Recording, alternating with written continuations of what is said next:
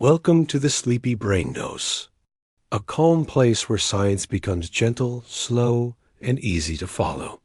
Here, knowledge is shared softly, like a quiet rhythm, helping you drift into rest while learning something new.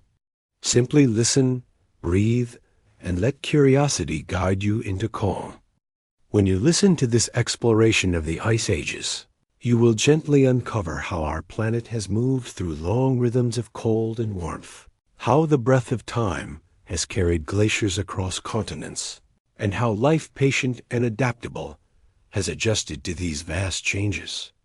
You will notice that behind the idea of an ice age lies not one frozen moment, but a series of cycles, slow and steady, that stretch across millions of years.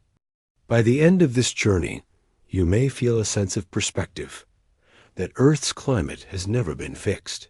That change is part of its deep nature, and that within these cycles of ice, there is both challenge and quiet continuity. It may help to begin with a simple picture. The phrase ice age often brings to mind a world locked in snow, with mammoths walking across frozen plains. Yet, in scientific understanding, the term has a softer, broader meaning. An ice age is not a single winter, nor a short cold spell, but a long interval in which permanent ice sheets exist at Earth's poles or stretch far into lower latitudes. You might imagine the presence of these vast glaciers as markers, reminding us that the planet has entered a cooler state. Within such an age, there are colder peaks, called glacials, and warmer pauses, called interglacials, and the rhythm between them can last tens of thousands of years. This perspective allows us to soften our focus and notice that we are still, technically, living in an ice age even today. Large sheets of ice cover Greenland and Antarctica, and the presence of these frozen masses means that Earth is not in a completely ice-free condition. The difference is that, at this moment, we are in an interglacial, one of the milder intervals when glaciers retreat and climates feel more temperate. It is easy to see how the term ice age might sound dramatic, but when placed in its proper rhythm, it speaks of cycles that unfold more slowly than human lifetimes, or even human civilizations. You may find it calming to think of time not as a line, but as a gentle wave. Across geological history, Earth's temperature has risen and fallen in such long arcs that they resemble breathing slow, deep inhales and exhales of climate. In colder moments, ice spreads outward, shaping landscapes, carving valleys, and lowering sea levels. In warmer moments, the ice recedes, oceans rise, and ecosystems reorganize. Through all of this, life does not stop. It adapts, shifts, and finds new balance. In this way, the story of ice ages is not only a record of frozen landscapes, but also a record of resilience. When scientists study these vast patterns, they use many kinds of evidence. Layers of sediment in the ocean floor, bubbles trapped in polar ice, and even the position of fossils in rock all carry signals of temperature and atmosphere from long ago. Each piece of evidence adds a line to the broader narrative, showing that Earth has passed through multiple great ice ages, some stretching back hundreds of millions of years. You might reflect that our current ice age is not the first, nor likely the last, but part of a repeating story. It is helpful to notice that the phrase, the ice age, is sometimes used in popular speech to refer to the most recent glacial period, which peaked around 20,000 years ago. But in calm science, the larger truth is more layered. There have been at least 5 major ice ages in Earth's past. Each unfolded over millions of years, and each shaped the surface of the planet in ways that can still be seen today. Mountains scraped by glaciers, valleys carved into deep U-shapes, and deposits of gravel and boulders far from their original home all tell the same story. Ice has traveled, rested, and melted many times. As you breathe slowly, you may picture the sheer scale of these changes. Imagine that 2/3 of a continent could be buried under ice a mile thick, while oceans pulled back hundreds of feet lower than they are now, revealing land bridges between places that today are separated by water. This is not the imagination of a single winter storm, but the work of millennia. As snow accumulates year after year, compresses into ice, and spreads with slow patience across the land. Within such an environment, animals and plants shifted their ranges. Some species found shelter in milder zones, others adapted to cold steppe environments, and still others disappeared. Early humans, too, lived through these intervals, moving with herds, finding routes across exposed land, and learning to adapt to climates that could swing from harsh cold to relative warmth over thousands of years. Even though these human experiences belong to later subtopics, it is gentle to mention here that the rhythm of ice ages has always set the stage for how life unfolds. Why do these cycles happen? The reasons are multiple, involving the tilt of Earth's axis, the shape of its orbit, the pull of other planets, the chemistry of the atmosphere, and the movements of the oceans. Each of these will be explored more carefully in the coming parts of our journey. For now, it is enough to know that the climate system is not static, it is alive with rhythms, each slower than the beating of a human heart, but steady enough to shape continents. You might think of it as Earth's own long breath, measured not in minutes, but in ages. This opening reflection also invites us to consider our present moment. Though the word Ice Age may sound distant, we are in its embrace even now. The Greenland and Antarctic ice sheets remain, steady and immense, reminders that we live within a larger glacial framework. What feels to us like stable climate is, on the scale of Earth's memory, only a brief pause. This recognition can bring a sense of humility, but also calm. The planet has seen many shifts, and life has continued through them all. As you allow your mind to rest on these thoughts, you may notice that the concept of an ice age is less about drama and more about rhythm. The cycles of cold and warmth are not sudden shocks, but gradual patterns.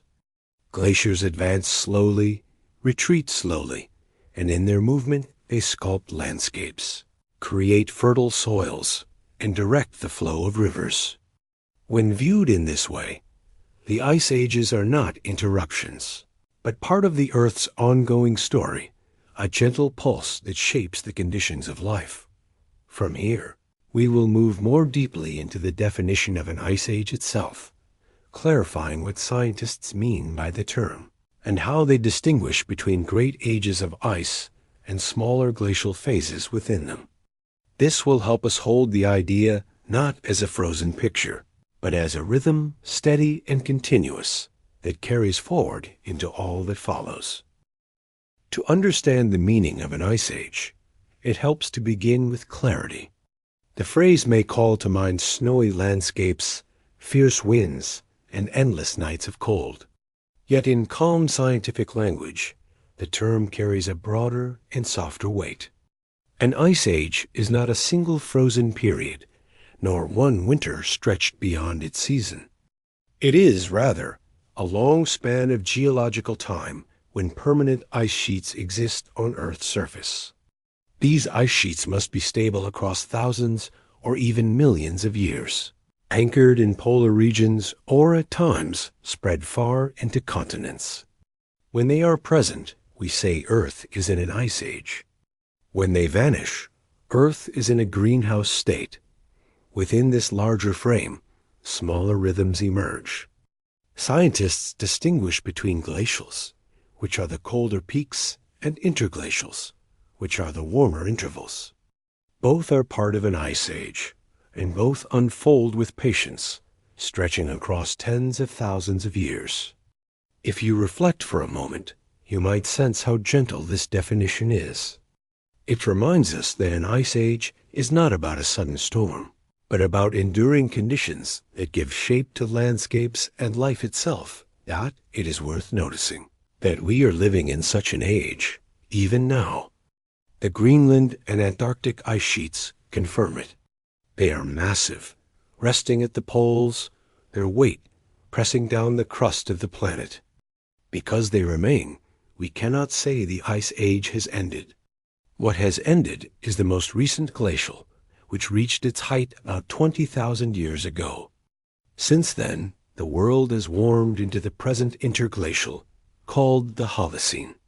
In this light, our own time is part of the broader Ice Age story. One gentle way to picture this is to imagine Earth's climate as a pendulum that swings slowly within the frame of an ice age. At one side of the arc lies deep glaciation, when ice reaches far south and sea levels fall dramatically. At the other side lies interglacial warmth, when glaciers shrink and coasts flood with rising water. Both sides belong to the same larger cycle. If you pause, you can notice how reassuring it is to see climate not as fixed, but as moving within these repeating patterns. Scientists sometimes point out that the very definition of an ice age rests on geology. Glacial deposits, striations carved into rock, and sediments carried by ice are markers that reveal whether great ice sheets were present. These are physical signatures, written quietly into the crust of the earth. They do not appear suddenly. They build over thousands of years. In this way, even the definition of an ice age is patient, relying on evidence that accumulates slowly. There have been at least 5 great ice ages in Earth's history. Each lasted millions of years. The Huronian, the Cryogenian, the Andean-Saharan, the Karoo, and the current Quaternary all fit the definition. In each, permanent ice persisted near the poles, and in some, it stretched almost to the equator. If you let the thought settle, you may realize how many times the planet has moved in and out of such states. What feels unusual to us now is, on the scale of deep time, part of a repeating rhythm dot, it can be calming to consider that these ages are not named for drama, but for evidence. For example, the Cryogenian is marked by rocks that reveal glaciation across nearly every continent. Leading scientists speak of snowball Earth. The term may sound extreme, yet the underlying idea remains the same. Where there is lasting polar ice, there is an ice age. When that ice retreats fully, the age has ended. The simplicity of this definition allows us to step back and hold Earth's climate with gentle understanding. You may also notice how language shapes perception. In everyday speech, the Ice Age often refers to the last glacial maximum, when mammoths and early humans shared frozen plains. In science, however, the phrase embraces a wider truth. The Ice Age is not one frozen picture. It is the long canvas on which multiple glacials and interglacials are painted. Recognizing this distinction eases the tension between popular imagination and geological reality. The scale of time involved is almost beyond ordinary thought. A single glacial-interglacial cycle lasts around 100,000 years. The entire Quaternary Ice Age has lasted more than 2.5 million years so far. The earlier Cryogenian stretched over 100 million years. To place these spans beside human history is to realize that our species has lived only in the closing pages of a much longer book. There is calm in this recognition. The Earth carries on its rhythms, whether we notice them or not. Another way to frame the definition is through climate thresholds. An ice age is declared when mean global temperatures remain low enough for continental glaciers to persist.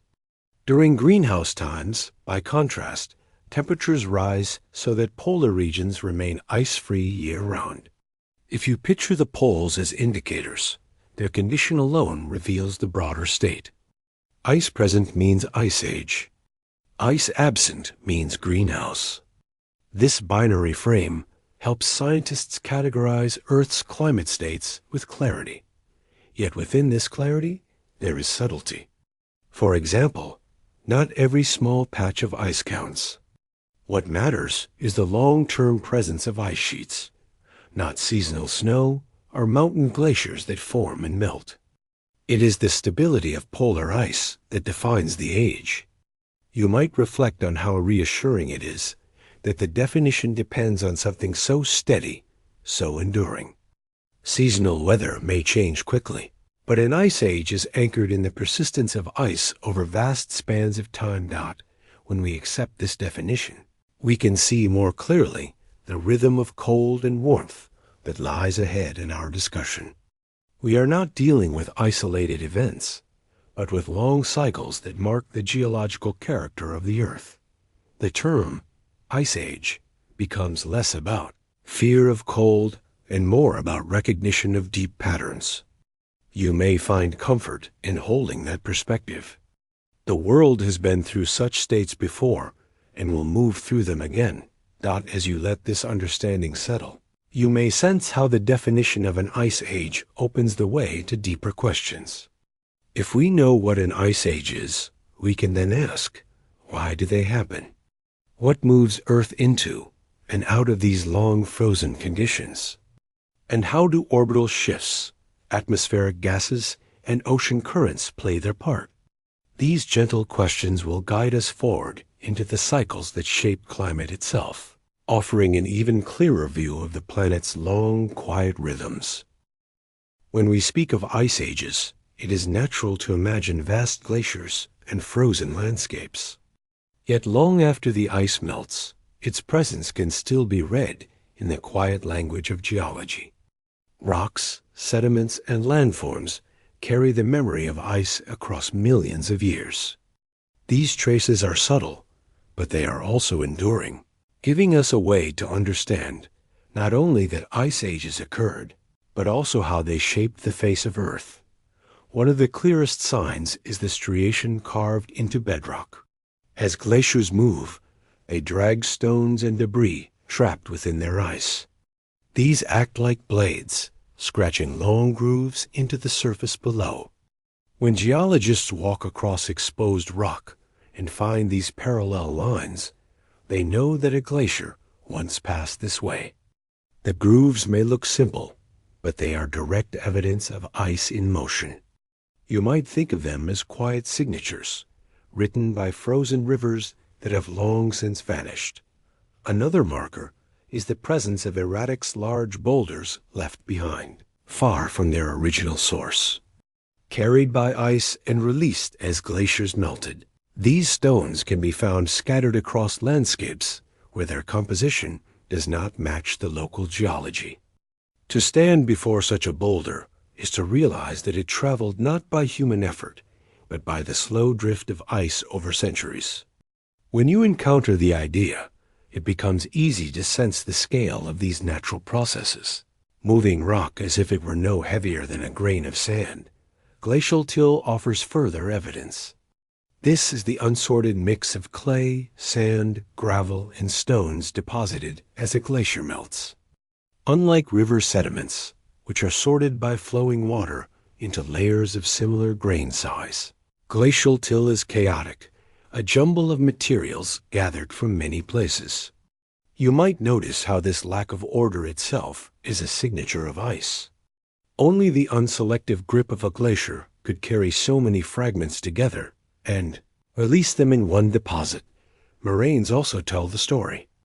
These ridges of debris mark the edges and ends of glaciers, recording where the ice once stood. Terminal moraines show how far a glacier reached before retreating. Lateral moraines trace its sides. When viewed on a landscape, these ridges can stretch for kilometers, quiet boundaries of past ice. If you allow yourself to imagine, you may sense the glacier paused here, holding for a time, before slowly withdrawing. In some regions, entire valleys reveal glacial shaping.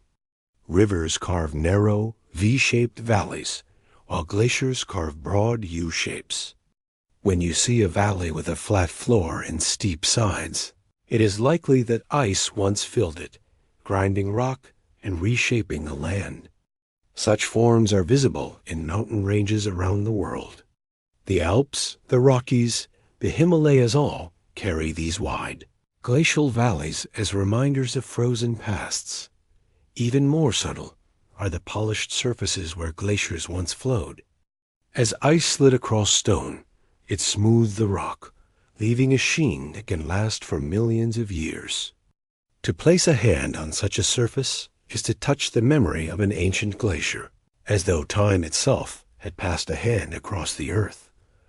Though you may not be standing there in this moment, it is gentle to reflect that these signs exist, steady and patient, waiting to be noticed. Sediments at the bottom of lakes and oceans also hold the record.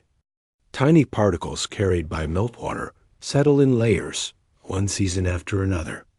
Over thousands of years, these layers build into a timeline of climate.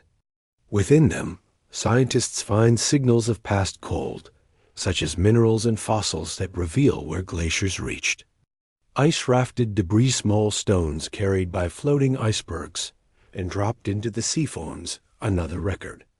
Each stone tells of ice that once broke away, drifted, and melted, leaving its burden behind. Got in polar regions, ice itself is the archive. Deep cores drilled into Greenland and Antarctica reveal layers of snow compacted over hundreds of thousands of years. Within the bubbles of trapped air, scientists can measure past levels of carbon dioxide and other gases. The ratios of oxygen isotopes in the ice reveal temperatures at the time the snow fell. These cores do not only show that ice ages occurred, they also provide a rhythm of warming and cooling, written directly into the frozen archive. You may find it grounding to realize how consistent these forms of evidence are. Striations, erratics, moraines, tills, valleys, sediments, and ice cores all tell the same story, that great glaciers once spread far beyond today's limits. Each piece alone would be persuasive. Together, they form a harmony of evidence that makes the existence of ice ages undeniable. It is not a theory waiting for proof. It is a pattern written into the earth itself. The presence of these traces also gives us a timeline. By dating rocks, fossils, and sediments, scientists can place each glacial advance and retreat within Earth's history. This allows them to see not only that ice ages happened, but when, how often, and with what intensity. The discovery that there were multiple ice ages, not just one long frozen period, comes directly from this careful reading of the geological record. It is easy to think of geology as distant, as though rocks are silent. Yet when viewed with patience, they speak clearly. You may notice that this perspective invites a calmer way of thinking about the Earth. Change does not arrive suddenly. It is written in slow strokes.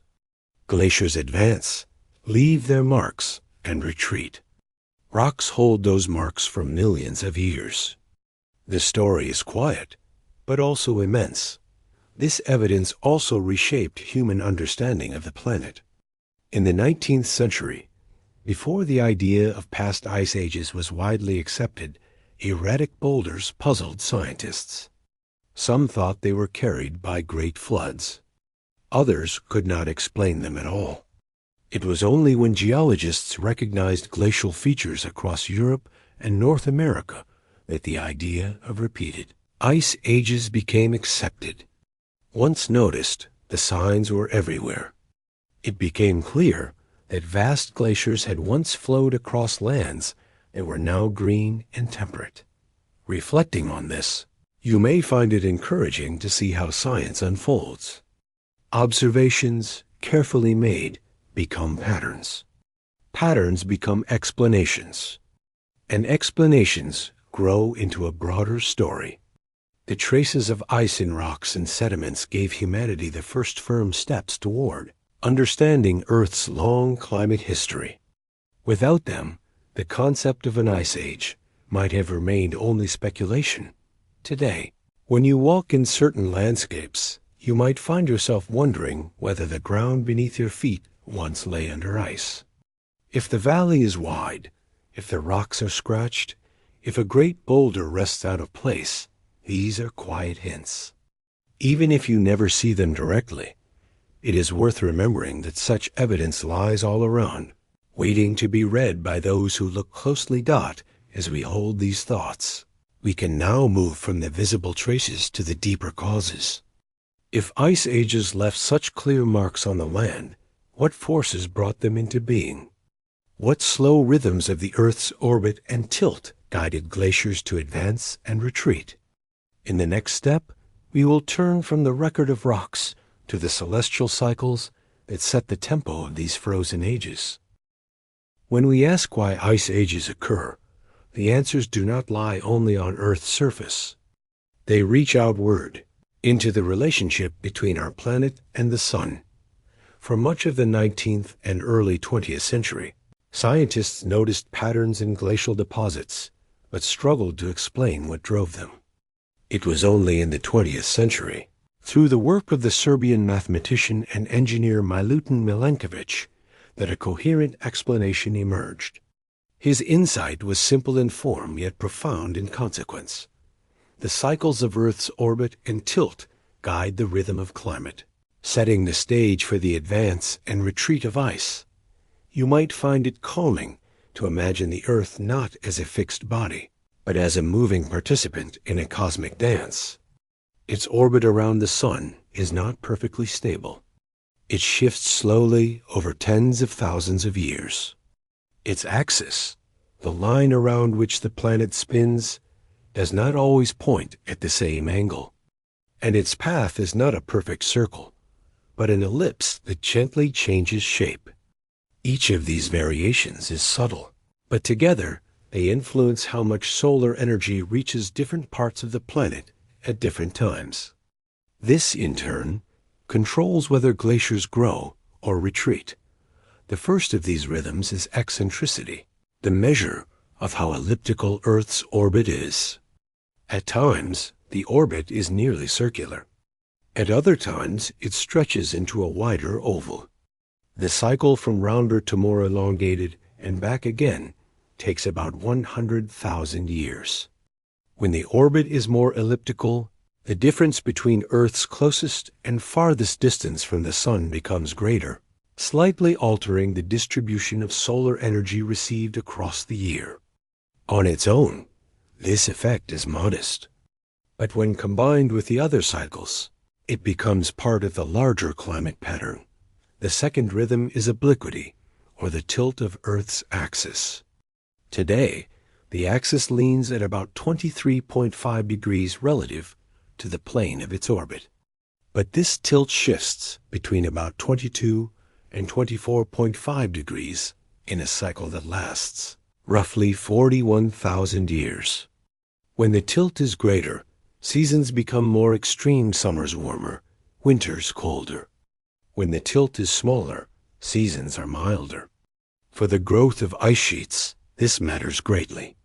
A stronger tilt can lead to warm summers that melt glaciers, while a weaker tilt allows snow to survive from year to year, gradually building into vast ice sheets. You may notice how such a small change in angle, invisible in daily life, can direct the fate of entire continents. The third rhythm is precession, a slow wobble in Earth's spin, much like the gentle swaying of a top as it slows. Over about 26,000 years, the axis traces a circle in the sky, changing the timing of the seasons relative to Earth's position in its orbit. This means that at certain points in the cycle, the northern hemisphere may experience summer when Earth is closest to the sun, making summers warmer, while at other times, summer arrives when Earth is farthest from the sun, making summers cooler. Since ice sheets grow or shrink largely based on summer warmth, precession has a direct role in shaping glacial rhythms.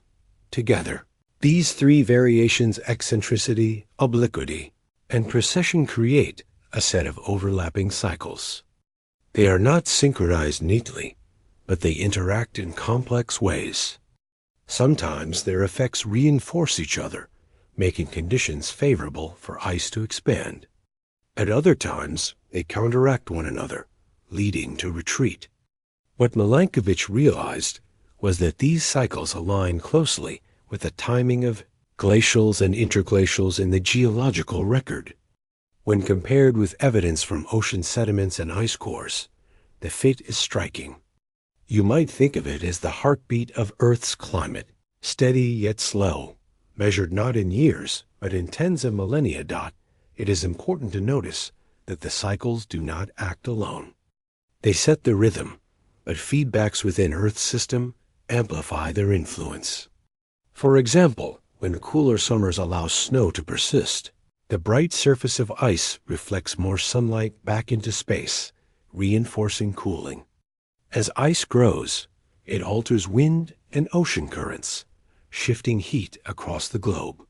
Carbon dioxide and methane, released or absorbed by oceans and soils, rise and fall in response, further shaping the climate.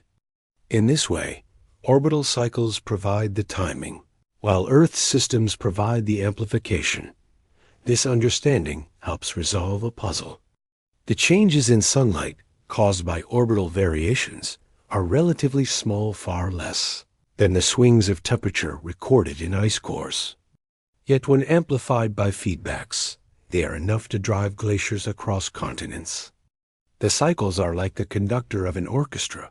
The baton itself is light, but its movement sets the pace for the entire ensemble. You might find it soothing to recognize that even small changes, repeated with patience, can guide vast outcomes. The evidence for Milankovitch cycles has grown steadily. Ocean sediments, layered year after year, carry signals of past climate that match the predicted timing of orbital variations. Ice cores reveal patterns of warming and cooling that align with the cycles. Even the shells of tiny marine organisms, recording chemical ratios in their skeletons, confirm the rhythm. Across these independent lines of evidence, the conclusion is the same. Earth's orbit sets the long beat of ice ages.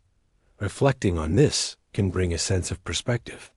Our daily lives move quickly, measured in hours and seasons.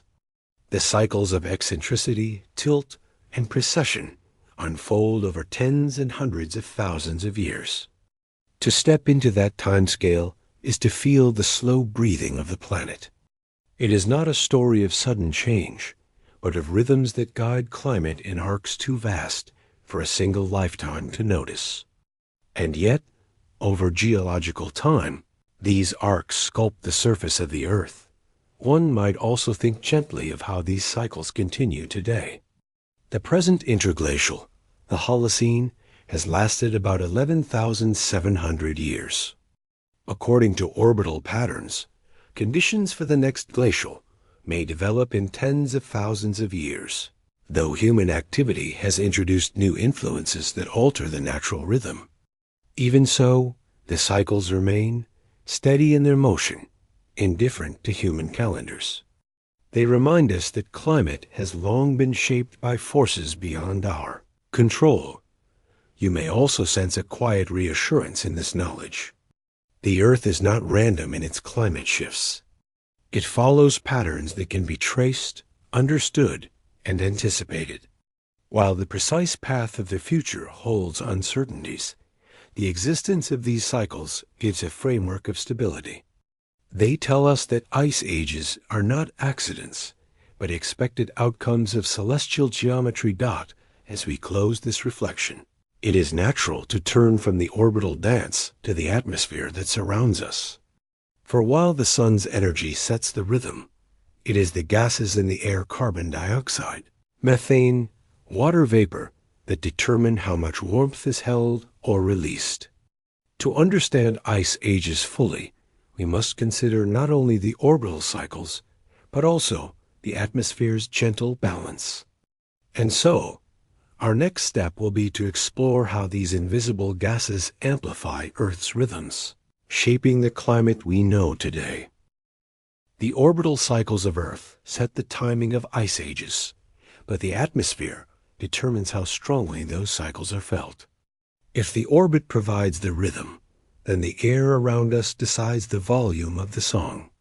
In this sense, Greenhouse gases carbon dioxide, methane, and water vapor are amplifiers, softening or strengthening the influence of sunlight across the planet.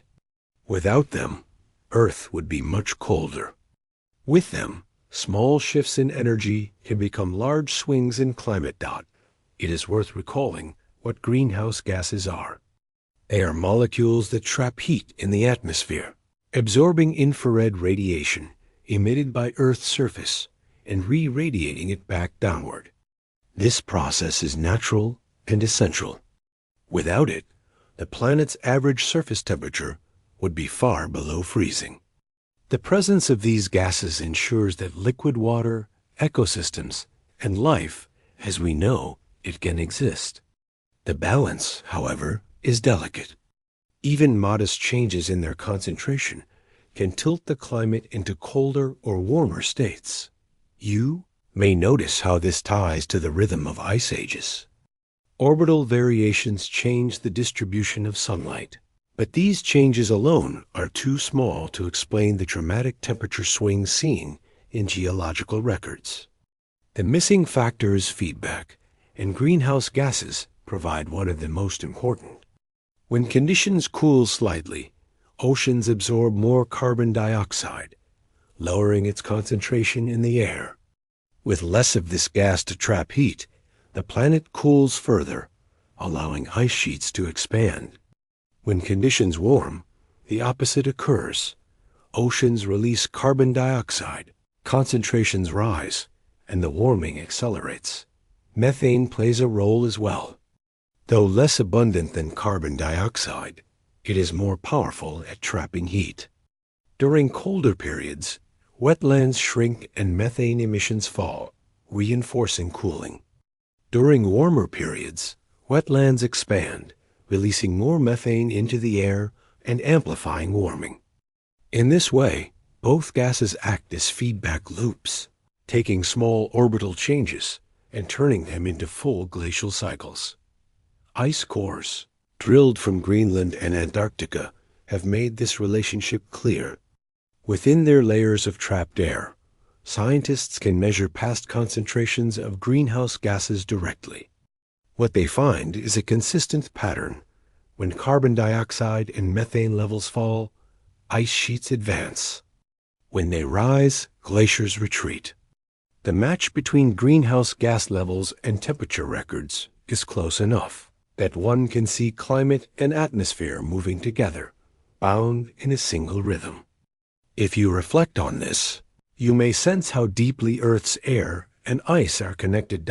Another feedback comes from water vapor, the most abundant greenhouse gas. Its concentration in the atmosphere depends strongly on temperature. When the air cools, it holds less moisture, reducing its greenhouse effect and reinforcing cooling. When the air warms, it holds more, strengthening the effect. This feedback is rapid compared to the slower changes in carbon dioxide and methane, and it acts to magnify whatever trend has already begun. In calm terms, you might think of water vapor as the atmosphere's immediate response, while carbon dioxide and methane act as longer-term regulators. The reflective quality of ice, known as albedo, interacts with these gases as well. As ice expands, more sunlight is reflected back into space, cooling the planet further. As ice retreats, darker land and ocean surfaces absorb more heat, reinforcing warming. This albedo effect works hand in hand with greenhouse gases, each strengthening the other. The result is a climate system that responds not with linear steps, but with amplifications gentle at first, then stronger, until whole continents are reshaped. It is easy to wonder whether greenhouse gases cause ice ages or simply respond to them. The answer is that they do both. Orbital cycles begin the shift by changing solar energy distribution. Greenhouse gases then respond, amplifying the initial change. Without them, the cycles would still occur, but their impact would be far less dramatic. With them, the climate system moves decisively into glacials and interglacials. You might find it useful to think of orbital cycles as the trigger, and greenhouse gases as the lever that magnifies the effect. These insights bring a broader perspective on climate itself. The atmosphere is not passive. It is an active partner in shaping Earth's history. Each molecule of carbon dioxide or methane is small, invisible, and fleeting on its own. Yet in the vast numbers present across the globe, they become powerful. Over tens of thousands of years, their variations carve out the cycles of ice ages. Over shorter spans, they influence the rise and fall of civilizations. To pause and recognize this is to see how even the air we breathe carries the memory of ages. Might also consider how slow these natural changes have been. During past glacial cycles, carbon dioxide levels shifted by about 100 parts per million over tens of thousands of years. Temperatures followed suit, rising and falling gradually. Today, changes are occurring on much shorter timescales, but that belongs to a different discussion. For the story of ancient ice ages, the key point is that atmosphere and climate moved together, locked in a rhythm that repeated with patience. The strength of these feedbacks explains why ice ages are global phenomena. A small orbital shift in the northern hemisphere, where ice sheets grow most readily, can alter greenhouse gases enough to cool or warm the entire planet. Oceans respond, winds shift, and within a few thousand years, climates on every continent reflect the change. It is striking to realize how a local shift in summer sunlight can ripple outward through the atmosphere until deserts. Forests and oceans everywhere feel its influence. To trace this process is to follow a chain. Orbital cycles adjust sunlight. Snow lingers longer in some places. Ice expands, reflecting more heat, cooling the air. Oceans absorb more carbon dioxide, lowering greenhouse gas levels. The air traps less warmth, reinforcing the cooling.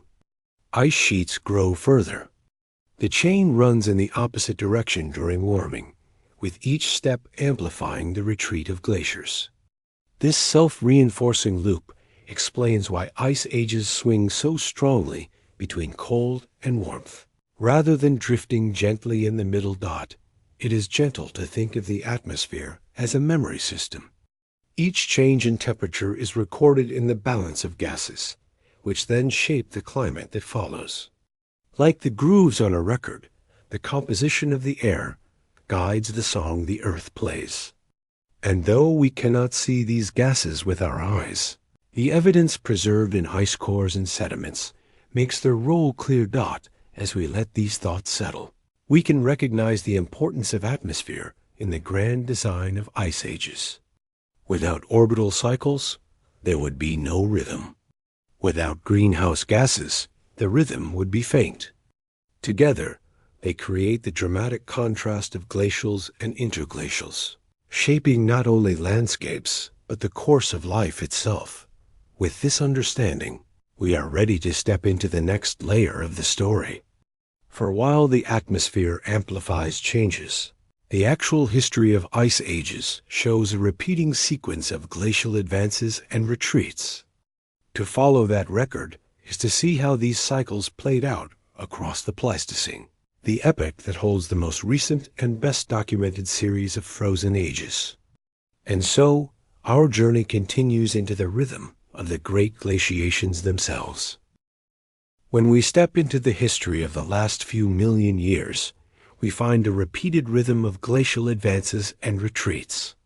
This period, called the Pleistocene, holds the most detailed record of Earth's great ice cycles. It is here that the orbital variations and atmospheric feedbacks combine to produce the dramatic growth of glaciers that covered continents, and then slowly withdrew, again and again.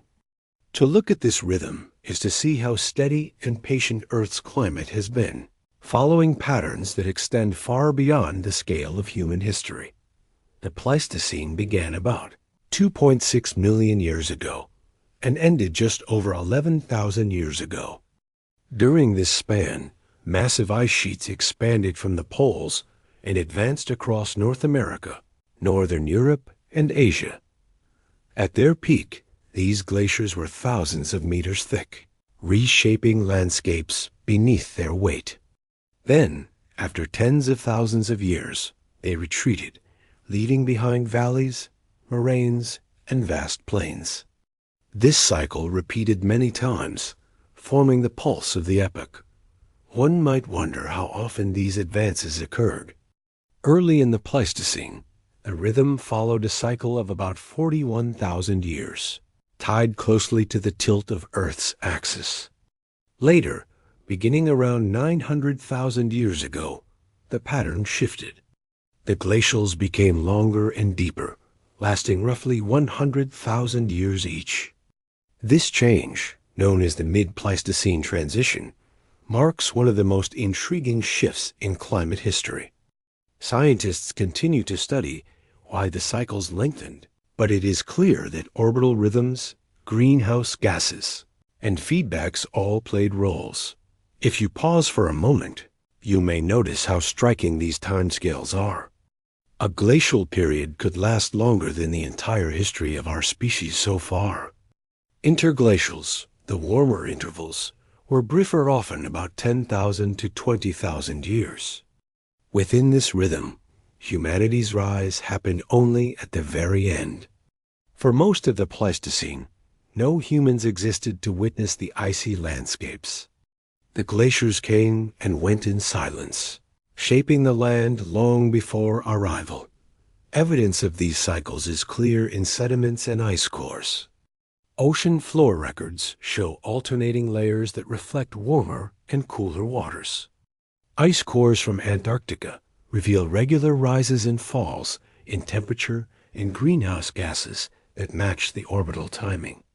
Together, these records create a picture of Earth breathing in long, deep cycles, inhales of ice expansion, exhales of retreat. The precision of the match between cycles and evidence has given scientists confidence in the Milankovitch framework. The rhythm itself can be imagined as a sequence of slow crescendos and gentle releases. Over tens of thousands of years, snow accumulates in the high latitudes, building into massive ice sheets. As they grow, they cool the planet further by reflecting sunlight, drawing the climate into deeper cold. Then, orbital changes bring warmer summers, greenhouse gases rise, and glaciers begin to retreat. Sea levels rise as the ice melts, coastlines shift, and ecosystems adjust. The cycle then begins again, patient and steady. You might reflect on the landscapes created by these rhythms. The Great Lakes of North America, for example, were carved by advancing glaciers, their basins deepened by ice and filled with meltwater when the glaciers withdrew. Northern Europe's plains were shaped by repeated advances of the Scandinavian ice sheet. Even the soils of central regions, rich and fertile, owe their presence to material ground by glaciers and left behind when they melted.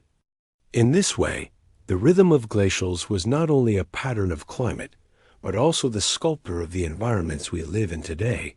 It is helpful to think of each cycle not as an identical repeat, but as a variation on a theme. Some glacials were deeper, others more moderate. Some retreats were sudden in geological terms, others more gradual.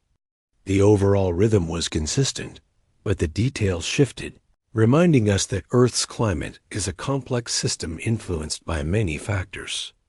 You may find it calming to realize that even within steady patterns, there is room for variation and nuance. The mid-Pleistocene transition stands as a gentle mystery. Before it, cycles were shorter, tied closely to the tilt of the axis. After it, cycles lengthened to about 100,000 years, with deeper glacials and longer spans of cold. Why this shift occurred remains an open question. Some scientists suggest that ice sheets grew so large they changed the way feedbacks operated. Others point to changes in greenhouse gas thresholds or long-term erosion of continental surfaces. Whatever the cause, the result was a new rhythm that has defined the last million years, not in the last 800,000 years. About 8 full glacial interglacial cycles can be traced with clarity. Each began with a slow build of ice, followed by a quicker retreat. The pattern resembles a sawtooth shape when graph-long, steady declines into cold, followed by sharper rises into warmth. This asymmetry shows how the climate system responds differently to cooling and warming. Cooling builds slowly, reinforced by ice growth and carbon dioxide decline. Warming, once triggered, unfolds more quickly. Driven by rising greenhouse gases and melting ice. It is worth noticing that the present moment, the Holocene, is one of these interglacial intervals. Compared to the long glacials, it is a brief pause of warmth. Humanity's entire recorded history, from the first agriculture to modern societies, has unfolded within this window. This perspective invites humility. Civilizations have risen not because the climate has been constant forever, but because we happen to live in a gentle phase of a much larger cycle. The rhythm of the great glaciations also helps explain the distribution of species. During glacials, forests contracted, deserts expanded, and animals migrated to survive. During interglacials, forests spread, grasslands shifted, and species recolonized regions left bare by ice. The pulse of expansion and retreat guided evolution and migration. In this sense, the rhythm of ice ages was not only geological, but biological, shaping the living world as deeply as it shaped the land. You may also appreciate how these rhythms link local and global change. A glacier advancing over Canada altered climates as far away as the tropics, because the entire system is connected. Winds shifted, ocean currents rerouted, rainfall patterns changed. What happened at the poles echoed across the equator. To recognize this is to see the Earth as one integrated system, each part responding to the slow heartbeat of glacial cycles. As we let this understanding rest, we can see how the rhythm of the great glaciations provides the backbone of recent Earth history. It explains why continents carry their present shapes, why sea levels rose and fell by more than 100 meters, and why ecosystems bear the marks of repeated contraction and expansion. These cycles, measured in tens of thousands of years, have written the stage on which human history is now playing. From here, the natural step is to look more closely at life itself within these ages of ice. How did animals and plants endure the long, cold spans? How did ecosystems shift to accommodate glaciers that advanced and retreated so many times? The rhythm of ice provides the backdrop, and the resilience of life provides the story that moves upon it. When we imagine life during the ice ages, it is easy to picture only the cold, endless snow, frozen winds, and glaciers stretching across continents. Yet even in these colder times, life endured. Animals and plants did not vanish. They adapted, shifted, and sometimes flourished in surprising ways. To look closely at this life is to see resilience, shaped by the rhythm of glaciations and interglacials. Large mammals often come first to mind. The mammoth, with its long curved tusks and shaggy coat, is a symbol of Ice Age fauna. Woolly mammoths roamed across vast plains of Eurasia and North America, feeding on grasses and shrubs. Their thick fur, layers of fat, and social behavior allowed them to thrive in conditions that might seem inhospitable to us. Alongside them walked mastodons, larger relatives that preferred forests, browsing on leaves and branches. Other giants filled these landscapes as well. Woolly rhinoceroses grazed on steppe vegetation, while herds of bison and wild horses moved across open plains. In Europe, cave bears hibernated through winters, and cave lions hunted across the steppes. In the Americas, Giant ground sloths browsed on trees and shrubs, their slow movements matched by their immense size. Each of these species was tuned to its environment, carrying traits that fit the colder, drier worlds of the glacials. Predators, too, were part of this balance. Saber-toothed cats, with their long curved canines, hunted large herbivores. Dire wolves traveled in packs, relying on cooperation to bring down prey. Even smaller predators, such as foxes and lynxes, played their role in ecosystems that stretched across continents. If you pause to reflect, you may notice how diverse and full of life these cold landscapes were. The ice ages were not empty. They were vibrant, though in a different way than the warm forests of today. Plants shaped these worlds just as much as animals. During glacials, forests contracted. Vast areas of Eurasia and North America turned into steppe tundra dry, cold grasslands with scattered shrubs. These steppes provided the grazing ground for mammoths, bison, and horses.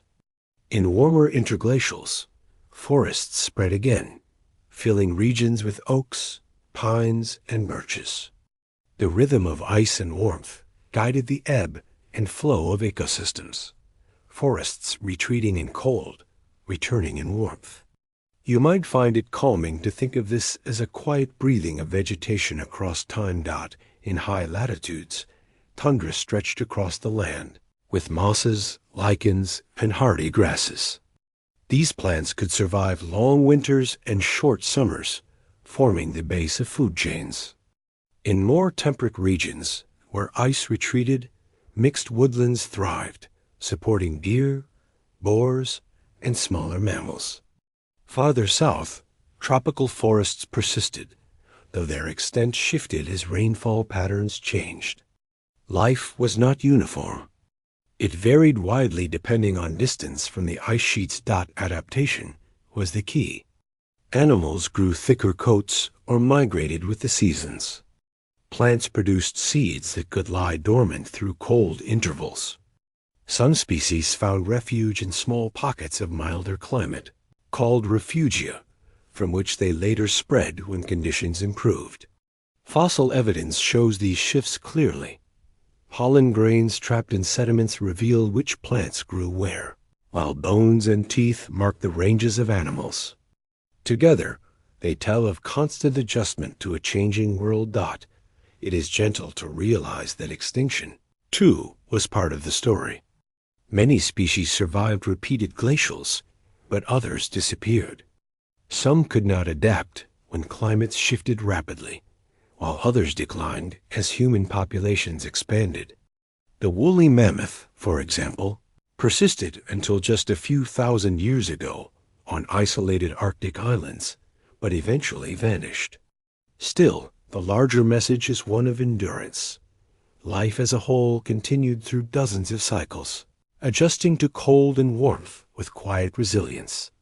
One may also notice the role of diversity. Ecosystems during the ice ages often supported a wide variety of grazers and browsers, each filling a niche. This diversity provided stability.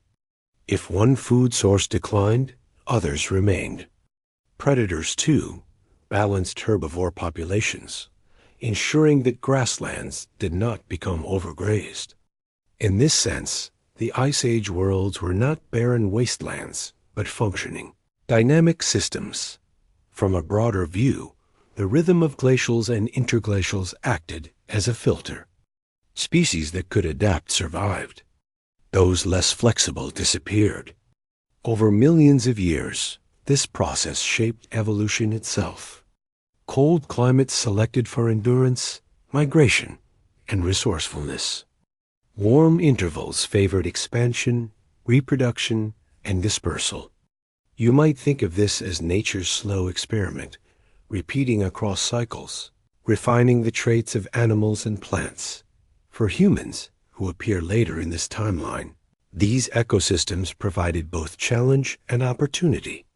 Hunting large mammals offered food and materials, while plants from shifting landscapes provided nourishment and tools.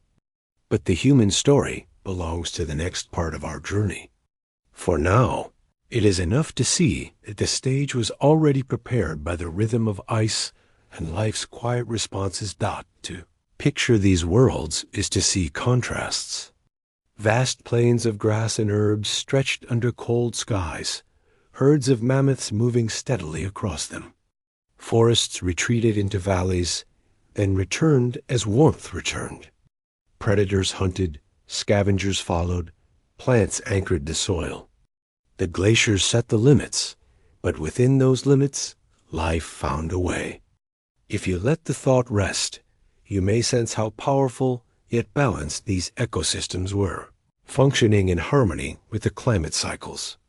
These living systems also remind us that the present is unusual. Today's large mammals are fewer, our forests more widespread, and our grasslands more constrained by human activity. During the ice ages, the opposite was true. Grasslands were vast, forests contracted, and megafauna thrived. To recognize this difference is to see how temporary our current world is within the larger context of Earth's history. As we close this reflection, it is gentle to notice how deeply life is tied to climate rhythms. Plants breathe in the changes, animals follow, and ecosystems adjust. The ice ages were not interruptions in life, but frameworks within which life reorganized itself. From this understanding, the next step is clear: to consider how humans themselves entered this changing stage, adapting and migrating alongside the cycles of cold and warmth. When humans first appeared in the late Pleistocene, the world they entered was already shaped by cycles of ice. Glaciers pressed across continents, vast steppes stretched between them, and animals adapted to cold filled the landscapes. In this setting, humans did not stand apart from the environment. They adapted as every species did, finding ways to survive in climates that shifted between harsh cold and temporary warmth. To reflect on this is to recognize that the roots of humanity were intertwined with the rhythm of the ice ages. The earliest members of our genus, Homo habilis and Homo erectus, lived during times when glaciers were advancing and retreating. They learned to use stone tools, to hunt, and to gather plants across shifting habitats. Later, Homo neanderthalensis thrived in Europe and Western Asia, developing bodies suited to cold conditions, shorter limbs to conserve heat, strong muscles to endure demanding lives, and brains as large as or larger than our own. Modern humans, Homo sapiens, emerged in Africa around 300,000 years ago during one of these glacial interglacial cycles. One of the most significant responses to ice age climates was migration.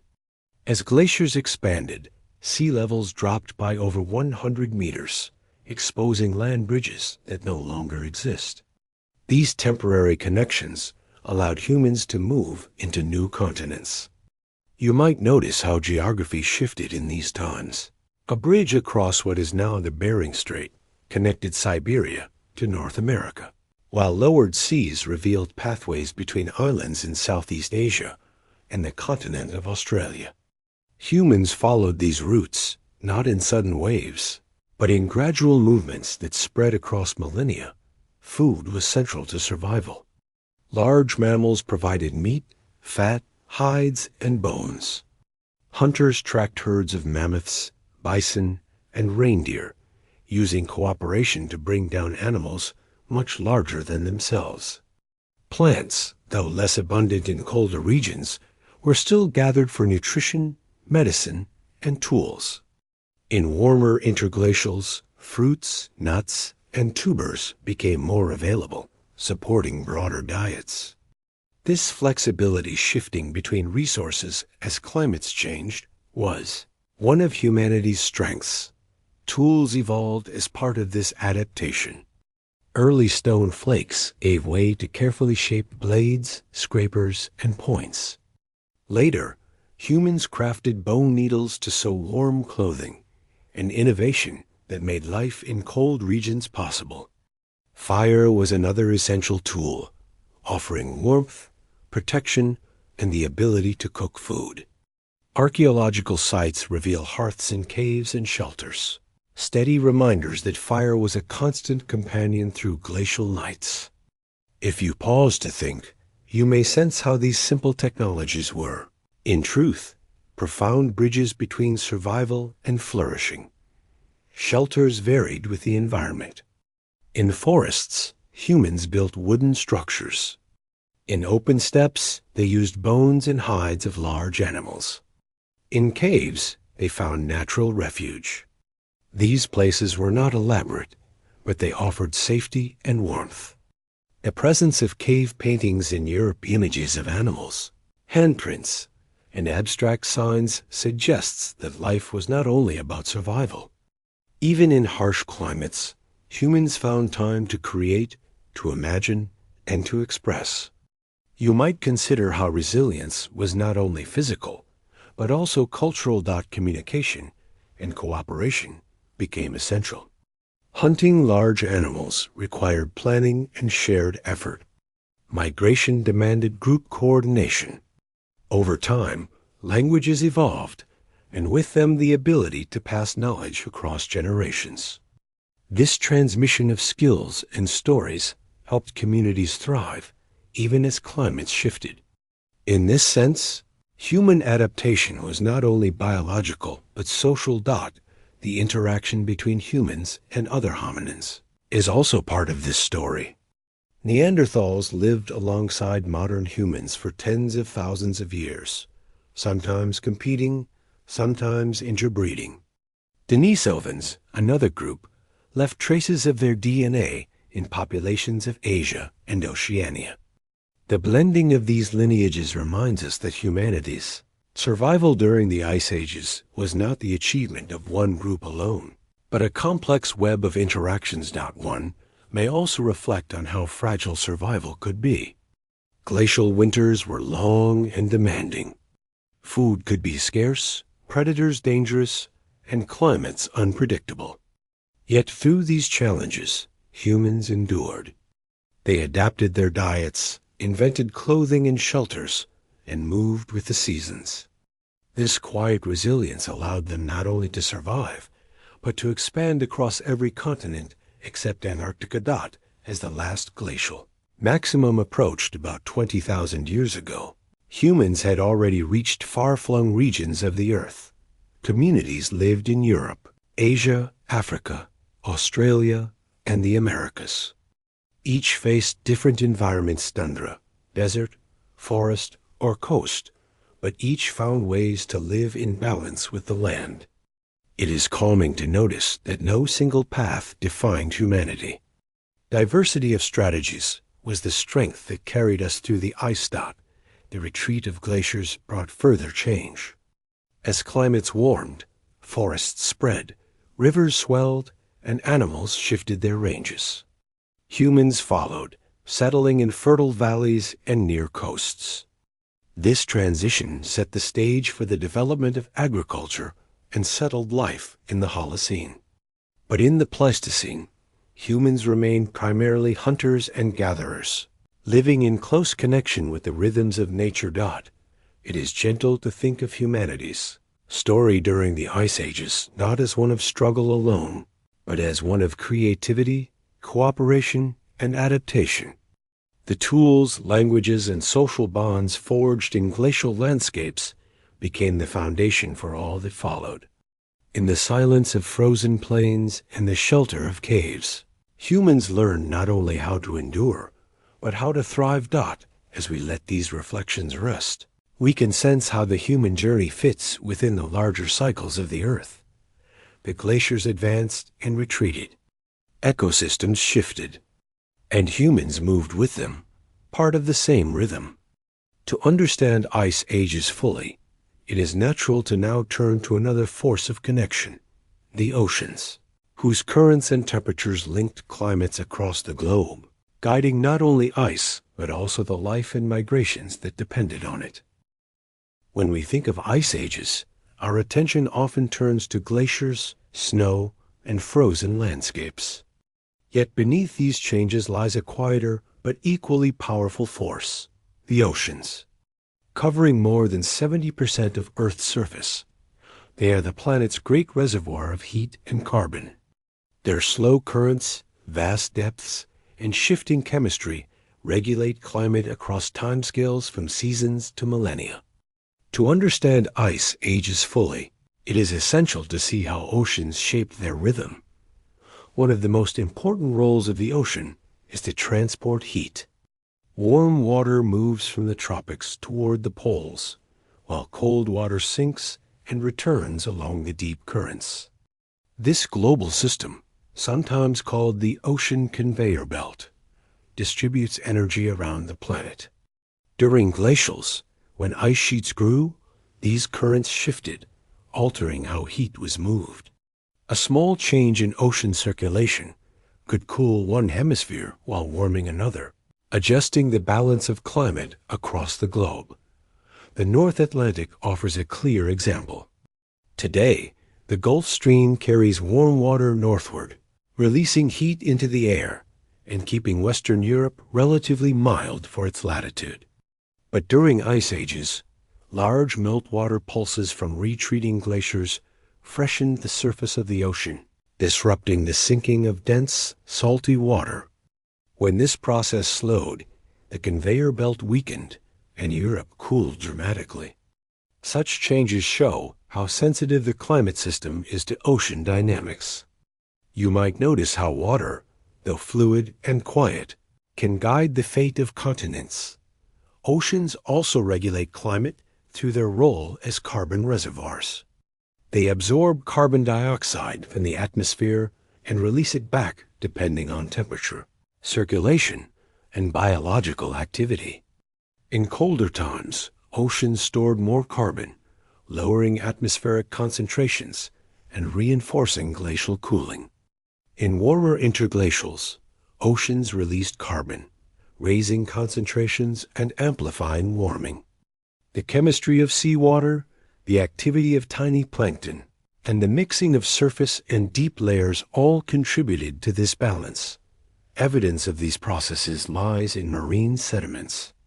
Tiny shells of plankton, preserved on the ocean floor, contain chemical ratios that reveal past temperatures and carbon levels.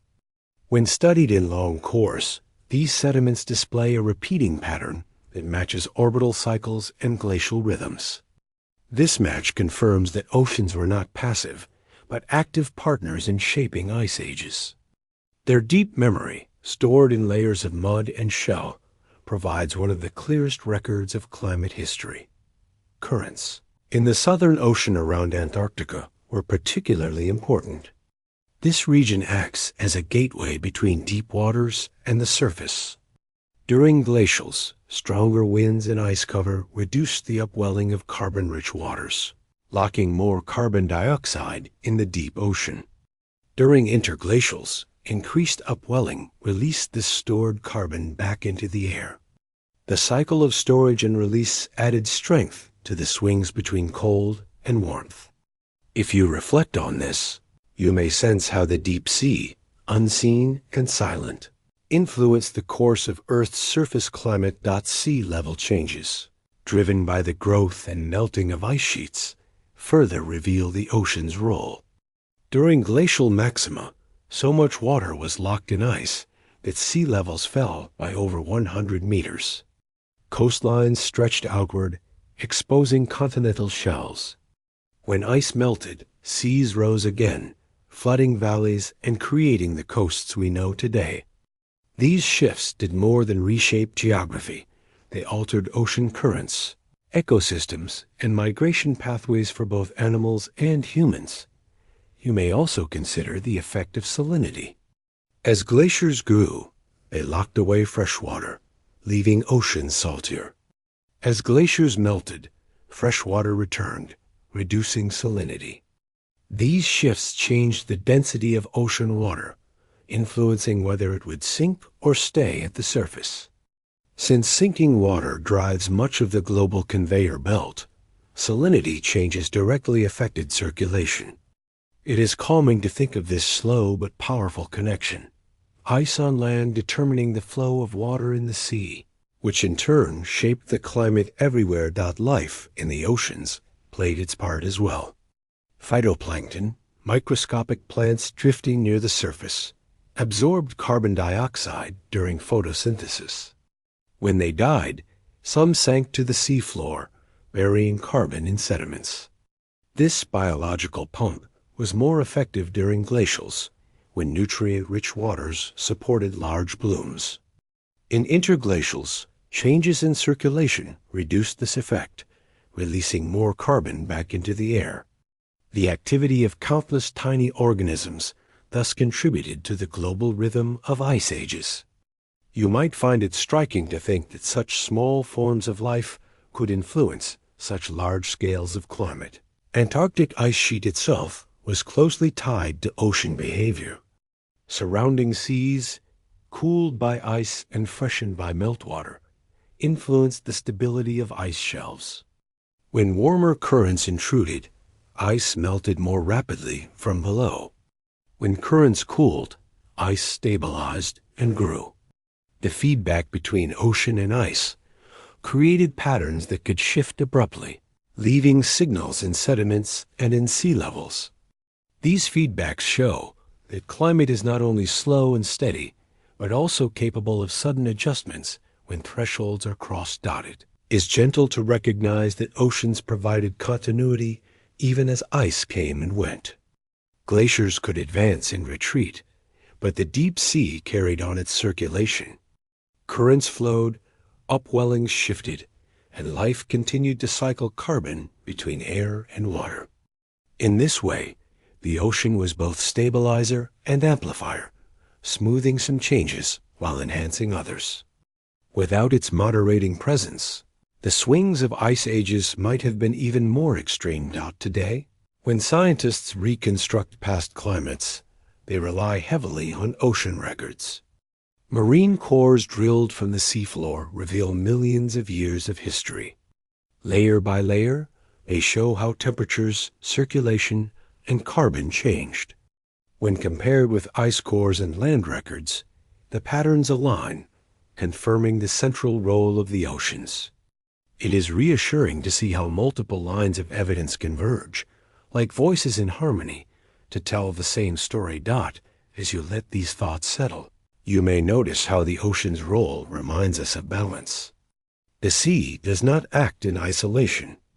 It works with ice, atmosphere, and orbit to create the full rhythm of climate. To appreciate ice ages, we must hold all these parts together in mind, each influencing the others. This awareness can bring calm. The Earth is a system, intricate yet steady, guided by cycles that connect sky, land, and sea. From here, it is natural to move from the oceans back to the land, to see how the growth of ice sheets lowered seas, altered coasts, and reshaped geography. In the next step, we will look more closely at how glaciers and ocean levels together transformed the face of the continents. When we think of the ice ages, the image of vast ice sheets is unavoidable. These immense masses of frozen water were not only passive features of the landscape, they actively reshaped the surface of Earth. Their growth and retreat determined sea levels, carved valleys, shifted rivers, and altered coastlines across the globe. To look at their role is to see how ice and water together redrew geography time after time, leaving marks that remain visible today. The height of the last glacial maximum. Around 20,000 years ago, ice sheets covered enormous portions of the northern hemisphere. In North America, the Laurentide ice sheet spread over Canada and extended deep into what is now the northern United States. It was so thick that in some regions the ice towered more than 3 kilometers above the land. Across the Atlantic, the Fennoscandian ice sheet expanded over Scandinavia, reaching into northern Germany and Poland. Smaller ice sheets grew in the British Isles, the Alps, and Siberia. In the southern hemisphere, Antarctica remained encased in ice, much as it is today, though with fluctuations in size and thickness. The sheer mass of these ice sheets had profound effects on sea level. Because water was locked away in glaciers, global sea levels fell by more than 100 meters during glacial maxima. Vast areas of continental shelf regions, now underwater, were exposed as dry land. Coastlines extended outward, revealing new plains and connecting islands to continents. You might reflect on how different the world looked. Shallow seas such as the North Sea, the South China Sea, and the Arafura Sea were transformed into land bridges, allowing animals and humans to migrate across spaces that today are divided by water dot when glaciers melted. The opposite occurred. Seas rose, flooding those exposed shelves and redrawing the map once again. Valleys carved by rivers were drowned to form estuaries, fjords, and bays. The English Channel, for example, was once a dry valley cut by rivers flowing between Britain and continental Europe.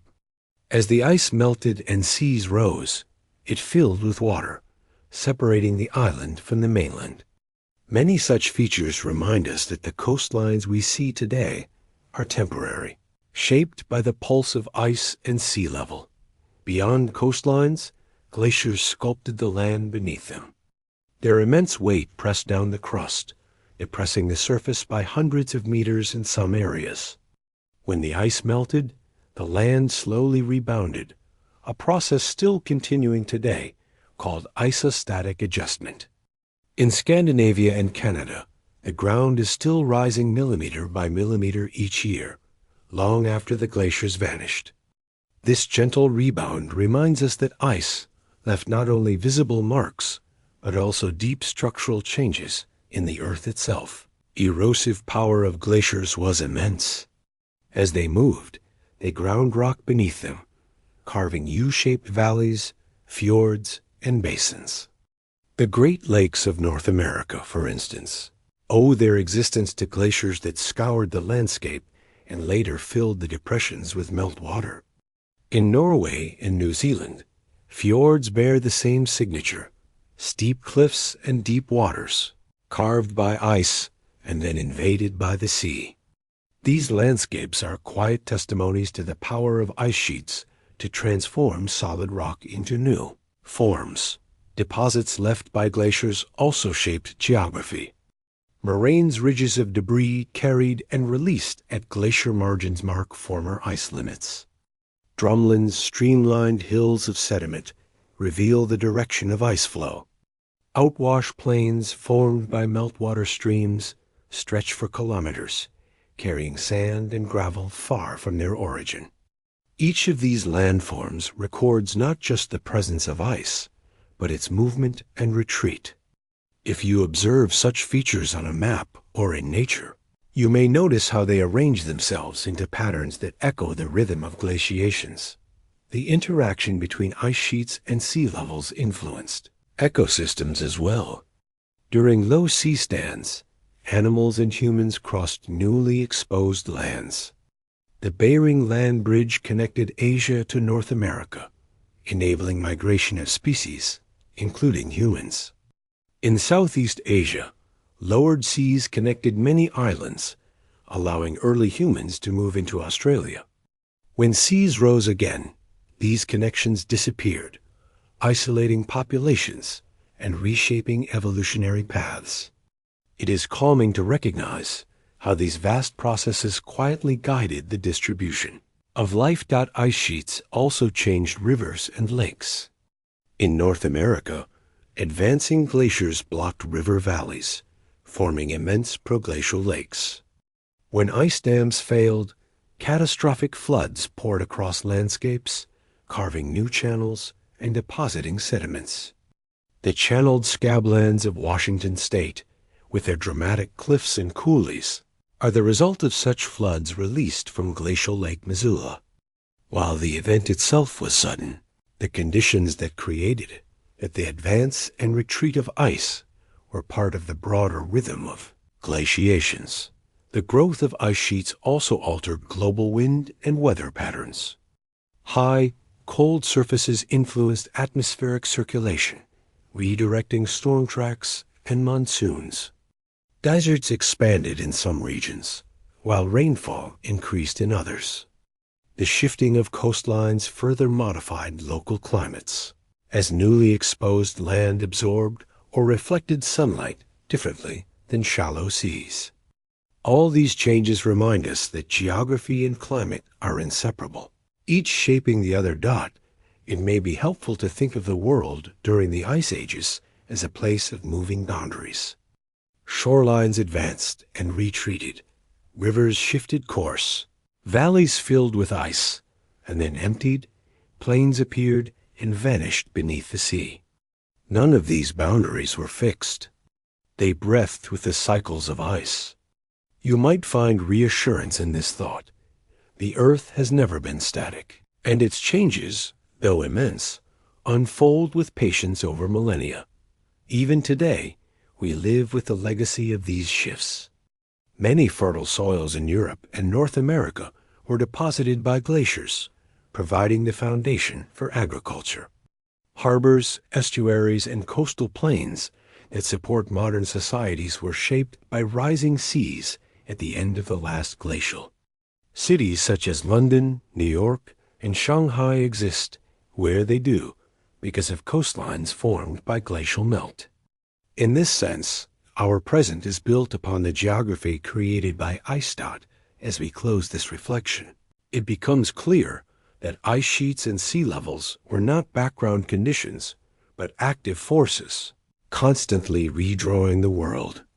They shaped the stage upon which life, including humans, played its part. From this understanding, the natural step is to look at the landscapes themselves, those frozen deserts and vast grasslands that stretched between glaciers, places where life found a way to endure during the coldest intervals of Earth's history. When glaciers expanded across continents, they did not cover every part of the world. Between and beyond the ice sheets lay vast stretches of land, shaped by cold but not buried under ice. These regions formed the distinctive landscapes of the ice ages: frozen deserts of high latitude, treeless tundras, and the wide mammoth steppe, a biome unlike any that exists today. To understand these spaces is to see how the ice ages were not uniform blankets of snow, but mosaics of environments, each with its own rhythm of life. The mammoth steppe stretched across Eurasia and North America, from Spain and France in the west through Siberia, and into Alaska and Canada. It was the largest biome of the Pleistocene, covering millions of square kilometers. Cold and dry, it combined features of grasslands, tundras, and deserts. The vegetation was dominated by hardy grasses, sedges, herbs, and low shrubs. Trees were rare, pushed back into sheltered valleys and southern regions.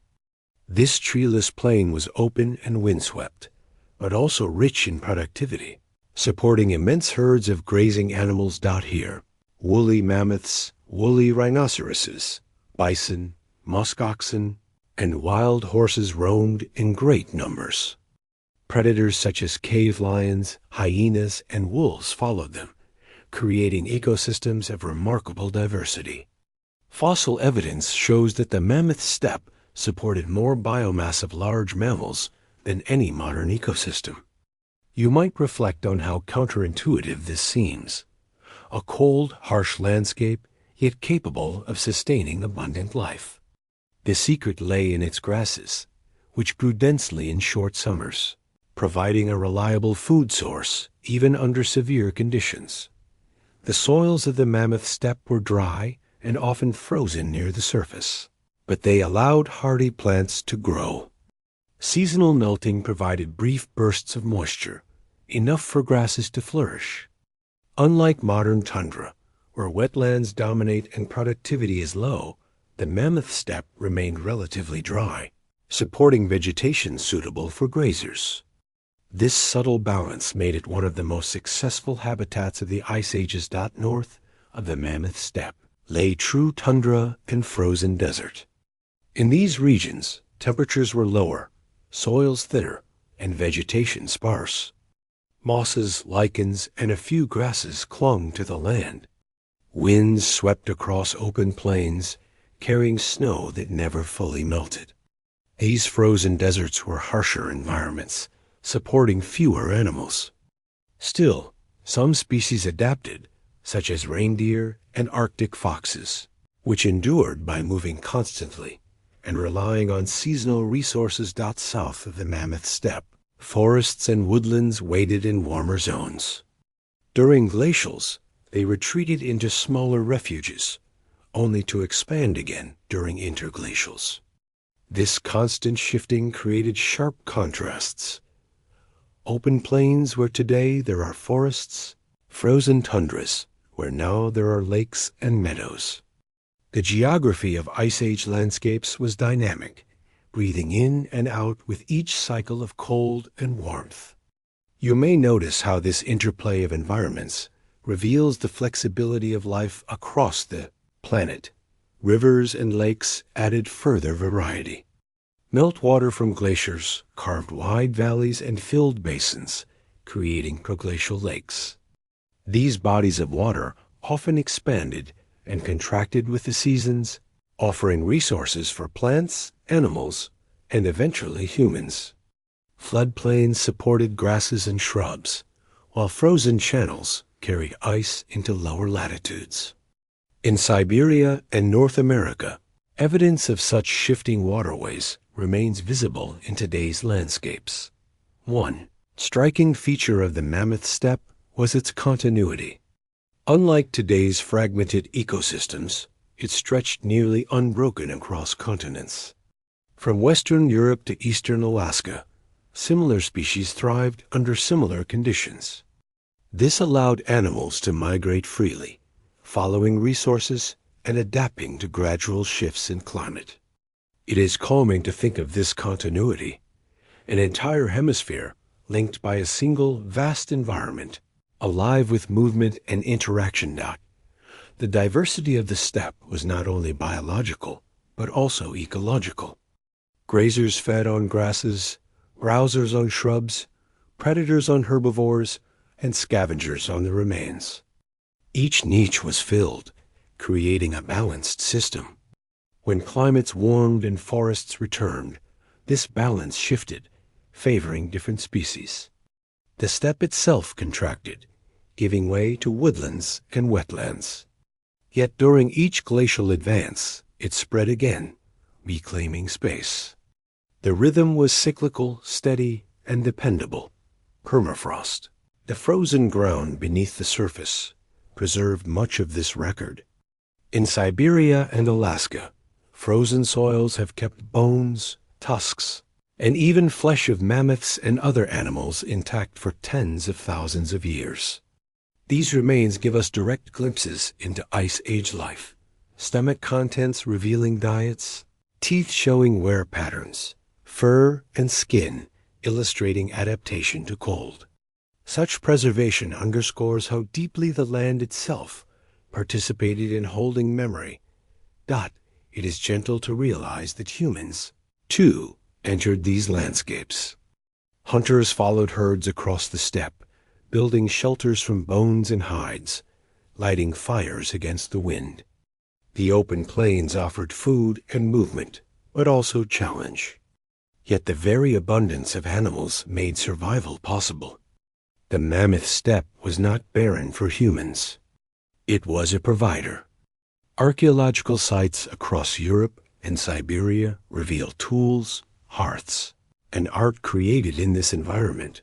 The frozen deserts, though harsher, also influenced human presence. They set boundaries, marking where resources were scarce and movement was limited. These contrasts guided migration, encouraging groups to follow rivers and plains while avoiding the coldest expanses. In this way, landscapes shaped not only ecosystems, but also the paths of human history.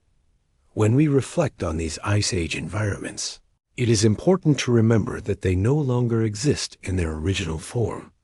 With the retreat of glaciers and the rise of modern climates, the Mammoth Steppe disappeared, replaced by tundra, boreal forest, and temperate grasslands. The frozen deserts shrank into the high Arctic, while forests expanded across Europe, Asia, and America. The unique combination of conditions that sustained the steppe was lost, and with it, many of the large mammals that depended on it. You may find it meaningful to think of these vanished landscapes as reminders of Earth's shifting identity. What seemed stable in our time, the forests, the coasts, the grasslands, is only a temporary arrangement. In the long view of climate, environments appear and disappear, guided by cycles of ice and warmth. A mammoth steppe and frozen deserts were once dominant, and now they exist only in fragments, stories, and fossils. As we let these thoughts settle, we can see how landscapes of the ice ages were diverse, not simply icy wastelands. They were deserts, tundras, steppes, and forests in motion, shaped by climate and supporting abundant life. From here, the natural step is to explore how these landscapes changed abruptly at times, how sudden warmings and interglacials transformed them, reshaping ecosystems and opening new possibilities for life. When we picture the ice ages, it is natural to imagine long stretches of deep, cold glaciers advancing slowly across continents. Yet the story is not only about icy steadiness. Between those long glacials came intervals of warmth, the interglacials. These transitions were moments when ice retreated, forests spread, seas rose, and life reorganized itself. To look closely at them is to see that the rhythm of Earth's climate was not fixed in permanent cold, but pulsed between extremes, with sudden warmings marking dramatic shifts. Interglacials were relatively short, lasting only 10 to 20,000 years on average, compared with glacials that could endure for tens of thousands more. In these warm intervals, global temperatures rose, sometimes as high as or slightly above those of today. Ice sheets shrank, though they did not vanish completely. Greenland and Antarctica remained glaciated, which is why the entire quaternary is still considered an ice age. But in interglacials, the planet felt transformed. Oceans surged higher, grasslands gave way to forests, and animal ranges expanded northward.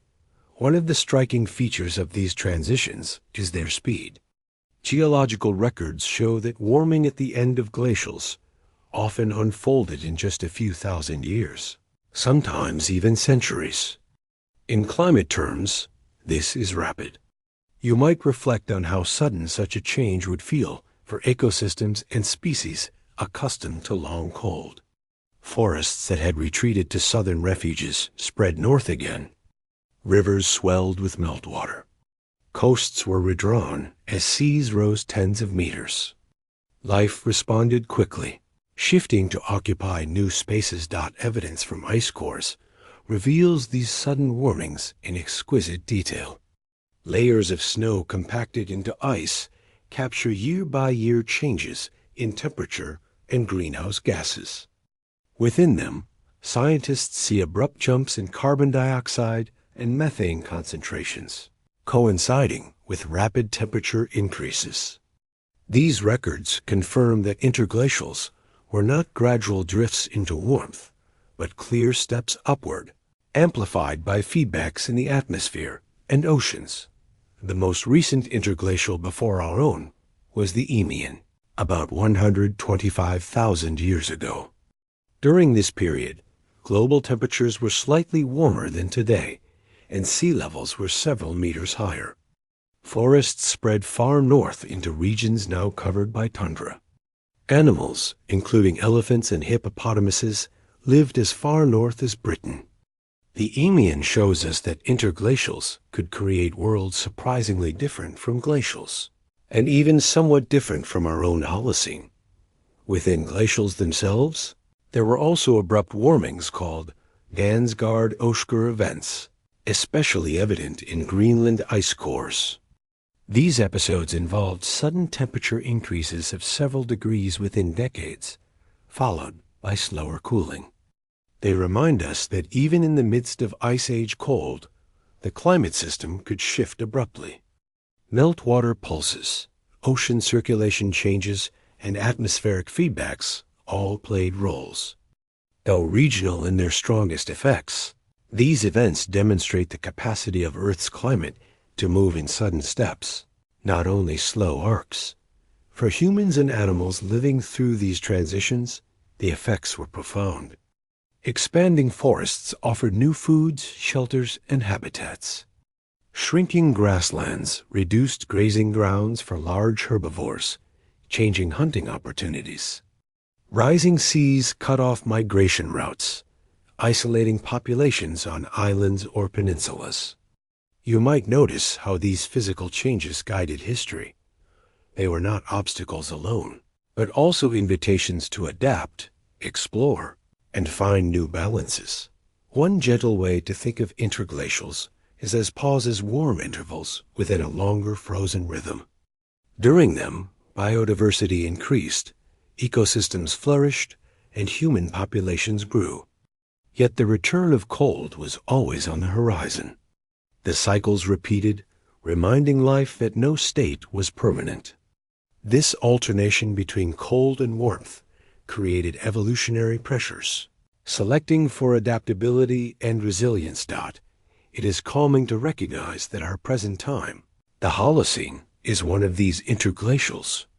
It began about 11,700 years ago, following the last glacial maximum. Since then, human civilizations have risen, agriculture has spread, and societies have flourished. The relative stability of this warm interval has provided conditions for growth. In perspective, all of recorded history is contained within this brief pause of warmth, like the suddenness of transitions. Also highlights the interconnectedness of Earth systems. Orbital cycles set the stage, greenhouse gases amplified changes, and oceans distributed effects across the globe. Once feedbacks aligned, warming accelerated, ice sheets melted, and climates shifted.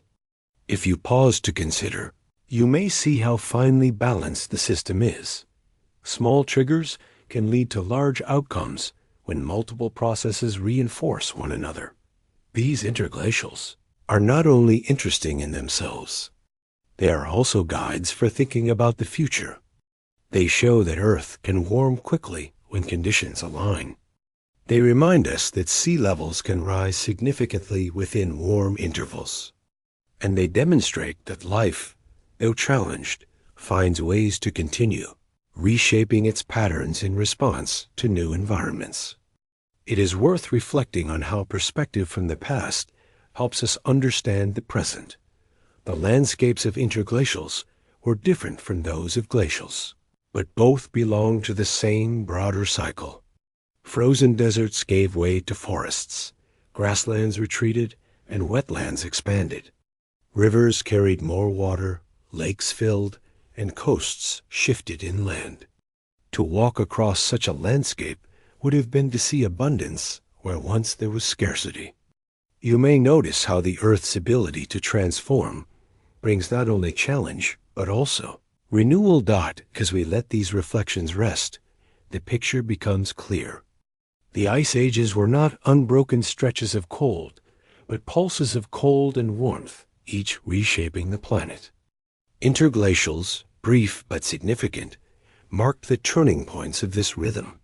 From here, it is natural to move forward into a closer look at the last great glacial itself, the most recent and best studied, whose retreat gave rise to the world we inhabit today. The last ice age, often called the last glacial period, is the most recent chapter of deep cold before our present interglacial. It began about 115,000 years ago and ended around 11,700 years ago when the Holocene began. During this long span, glaciers expanded, reached their maximum extent, and then retreated, leaving behind the landscapes, ecosystems, and conditions that we know today. To trace the course of this ice age is to see not only a period of cold, but also the foundation of the modern world. From its beginning, the last ice age followed a familiar pattern. Temperatures fell gradually, guided by orbital cycles and amplified by feedbacks of greenhouse gases and ice. Forests retreated, grasslands expanded, and glaciers began to grow in both hemispheres. For tens of thousands of years, cold dominated, shaping the distribution of life and guiding human evolution and migration. The world during this time was not static, it was a living system, adjusting slowly to the deepening chill. The peak of this ice age came about 20,000 years ago, in what scientists call the last glacial maximum. At that time, vast ice sheets covered much of North America, northern Europe, and Siberia. The Laurentide ice sheet stretched across Canada and into the northern United States, while the Fennoscandian ice sheet covered Scandinavia and extended far south into Europe. In the southern hemisphere, Antarctica's ice grew thicker, and glaciers advanced in the Andes and New Zealand. Sea levels were more than 120 meters lower than today, exposing continental shelves and land bridges. You might notice how profoundly this reshaped geography.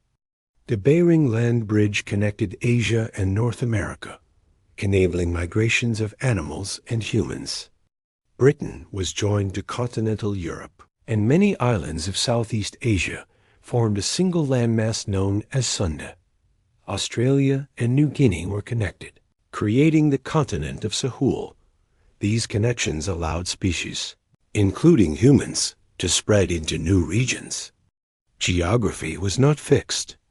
It was fluid, shaped by the rhythm of ice. Life during the last glacial maximum was marked by both challenge and abundance. The mammoth steppe supported herds of grazing animals, from mammoths and bison to reindeer and horses.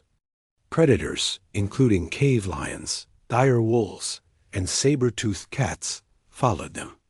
Humans adapted by developing new tools, clothing, and strategies.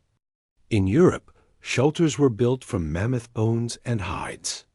In Siberia, humans learned to endure long winters through cooperation and innovation.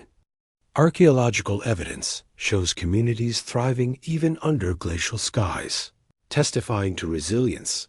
The retreat of glaciers began around 19,000 years ago. Warming accelerated as orbital cycles shifted, greenhouse gases rose, and oceans circulated heat differently. Within a few thousand years, ice sheets began to shrink dramatically. Meltwater poured into seas, raising levels and flooding coastlines. Proglacial lakes formed along the edges of retreating ice, sometimes bursting catastrophically when ice dams collapsed. These floods carved dramatic landscapes, such as the channeled scablands in North America, shaped by torrents released from glacial Lake Missoula. As the ice withdrew, climates shifted quickly. Forests spread into regions once dominated by grasslands. Wetlands expanded, rivers found new courses, and animals followed the changing habitats. Many of the great megafauna began to decline during this time. Mammoths, mastodons, giant sloths, and woolly rhinoceroses disappeared across most of their ranges. The reasons are complex climate change reduced their habitats, while growing human populations hunted them. The combination proved too much for species that had survived previous glacials. It is gentle to think of these extinctions not only as losses, but also as reminders of how delicate balance can be in times of rapid change. The legacy of the last ice age is visible in landscapes around us. The Great Lakes in North America, fjords in Norway and New Zealand, and broad valleys in Europe all owe their forms to glacial carving. Fertile soils, deposited as glaciers ground rock into fine sediment, later supported agriculture. Coastlines, rivers, and deltas were reshaped by rising seas, creating the environments where many civilizations later grew. You may realize that much of our modern geography is the direct inheritance of ice. For humans, the retreat of ice opened new opportunities. Warmer climates allowed the spread of agriculture in fertile valleys, such as the Near East's Fertile Crescent. Populations expanded, societies became more complex, and settlements grew permanent. The Holocene provided stability, but its conditions were prepared by the transformations of the last ice age. In this sense, human civilization rests on the groundwork laid by glacial cycles. It is worth reflecting on the psychological imprint as well. Myths and stories from cultures across the world speak of floods, cold ages, and struggles against harsh environments. While these are not scientific accounts, they may echo memories passed down from ancestors who lived through the end of the last ice age. Such echoes remind us that geological history and human memory sometimes overlap, each preserving fragments of the same events. The last ice age also left its mark in the genetic diversity of humans. Populations were shaped by migrations across land bridges, isolations in refuges, and expansions into new regions. These movements determined patterns still visible in genetic lineages today. In this sense, the Ice Age continues to live within us. In the deep record of our ancestry. As the Holocene began, glaciers had retreated to higher latitudes and mountaintops, leaving only Greenland and Antarctica as great remnants of the Ice Age world. Sea levels stabilized, climates warmed, and ecosystems settled into their present patterns. Yet the memory of the last Ice Age remains written into rocks, soils, coastlines, and human culture.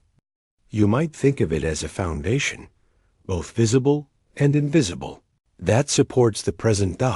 As we let these reflections rest, it becomes clear that the last Ice Age was not only a time of cold, but also a period of transformation. It sculpted landscapes, guided migrations, and prepared the conditions of the modern world. From here, our journey continues into the Holocene itself, the warm pause in which we live, so that we can see how this interglacial became the setting for human civilization. The Holocene is the interglacial in which we live today. It began about 11,700 years ago, when the last great glaciers retreated, and it continues to the present moment. Compared with the long stretches of cold that came before, the Holocene is brief, but its warmth and relative stability have allowed something remarkable: the rise of human civilization. To reflect on this epoch is to see how a natural pause in the rhythm of ice became the foundation for all recorded history. Early Holocene was marked by rapid change. As the ice sheets melted, sea levels rose quickly, flooding coastlines and transforming landscapes. Proglacial lakes drained, sometimes catastrophically, carving new channels and valleys. Forests spread northward, reclaiming ground once dominated by tundra and grassland. Within just a few millennia, environments across the globe shifted into patterns much closer to those we recognize today. You may notice how sudden this must have felt in geological terms, compressing immense transformations into a short span of time. For humans, the Holocene provided stability after tens of thousands of years of glacial challenge. Hunter-gatherer groups adapted to richer environments with more predictable resources. Gradually, some communities began to experiment with cultivation, domesticating plants such as wheat, barley, rice, and maize. The reliable warmth of the Holocene allowed agriculture to flourish, supporting permanent settlements and eventually cities. In this sense, civilization is not separate from climate. It grew from the conditions this interglacial offered. The spread of agriculture reshaped human societies. Food surpluses allowed specialization, trade, and the growth of complex cultures. River valleys such as the Nile, the Tigris and Euphrates, the Indus, and the Yellow River became cradles of civilization. These regions were shaped not only by fertile soils, but also by climates stabilized under Holocene warmth. You might reflect on how delicate this balance is. just a few degrees cooler, and these fertile regions would have been much less hospitable. Forests also expanded dramatically during the Holocene. In Europe, oak, beech, and pine spread northward. In North America, deciduous forests reclaimed ground left bare by glaciers. In Asia and Africa, monsoon systems strengthened, bringing rainfall that supported agriculture and biodiversity. This global greening transformed habitats, supporting more species and richer ecosystems. It is calming to realize that the forests we see today are part of this interglacial expansion, shaped by the warmth of the Holocene. Sea levels, too, reached near modern heights by about 7,000 years ago. Coastlines familiar to us, Mediterranean shores, Atlantic estuaries, Pacific islands, took their present form. Rising seas cut off land bridges, isolating populations. Britain became an island, separated from Europe by the flooding of the English Channel. Southeast Asian islands became distinct again, dividing cultures and species that had once been connected. These changes were not interruptions, but natural adjustments, marking the completion of the Ice Age retreat. The Holocene was not without its variations. Climate fluctuated in smaller patterns, sometimes bringing centuries of drought or cooling. The so-called Holocene climatic optimum, between about 9,000 and 5,000 years ago, was a period slightly warmer than today in many regions. Later intervals, such as the Little Ice Age from the 14th to 19th centuries, brought cooler conditions that challenged agriculture and societies. Yet compared with the deep swings of glacials, these variations were modest. You might think of the Holocene as calm water with small ripples, in contrast to the crashing waves of earlier epochs. The stability of this epoch has been essential for human flourishing. Farming requires predictable seasons. Settlements need reliable water. Trade depends on stable coasts and navigable rivers. All of these were made possible because the Holocene provided a relatively steady climate. If you pause to consider, you may see that our very idea of progress is tied to this warm interval in the larger rhythm of Earth's. Climate. Cultural and technological growth accelerated within this window. Writing systems, metallurgy, architecture, and science all developed in climates that, while varied regionally, remained broadly supportive of human life.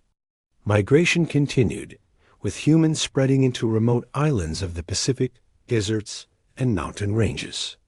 Everywhere they went, they adapted to the Holocene's offerings, using its warmth and predictability as a foundation. The Holocene also witnessed the gradual decline of many Ice Age megafauna. Mammoths, mastodons, giant ground sloths, and saber-toothed cats vanished.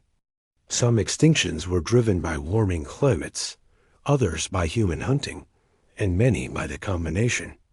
The ecosystems that replaced them were more similar to those of today: forests, grasslands, and wetlands populated by the animals we now know. It is worth considering how the absence of these large animals altered landscapes, changing patterns of vegetation and soil.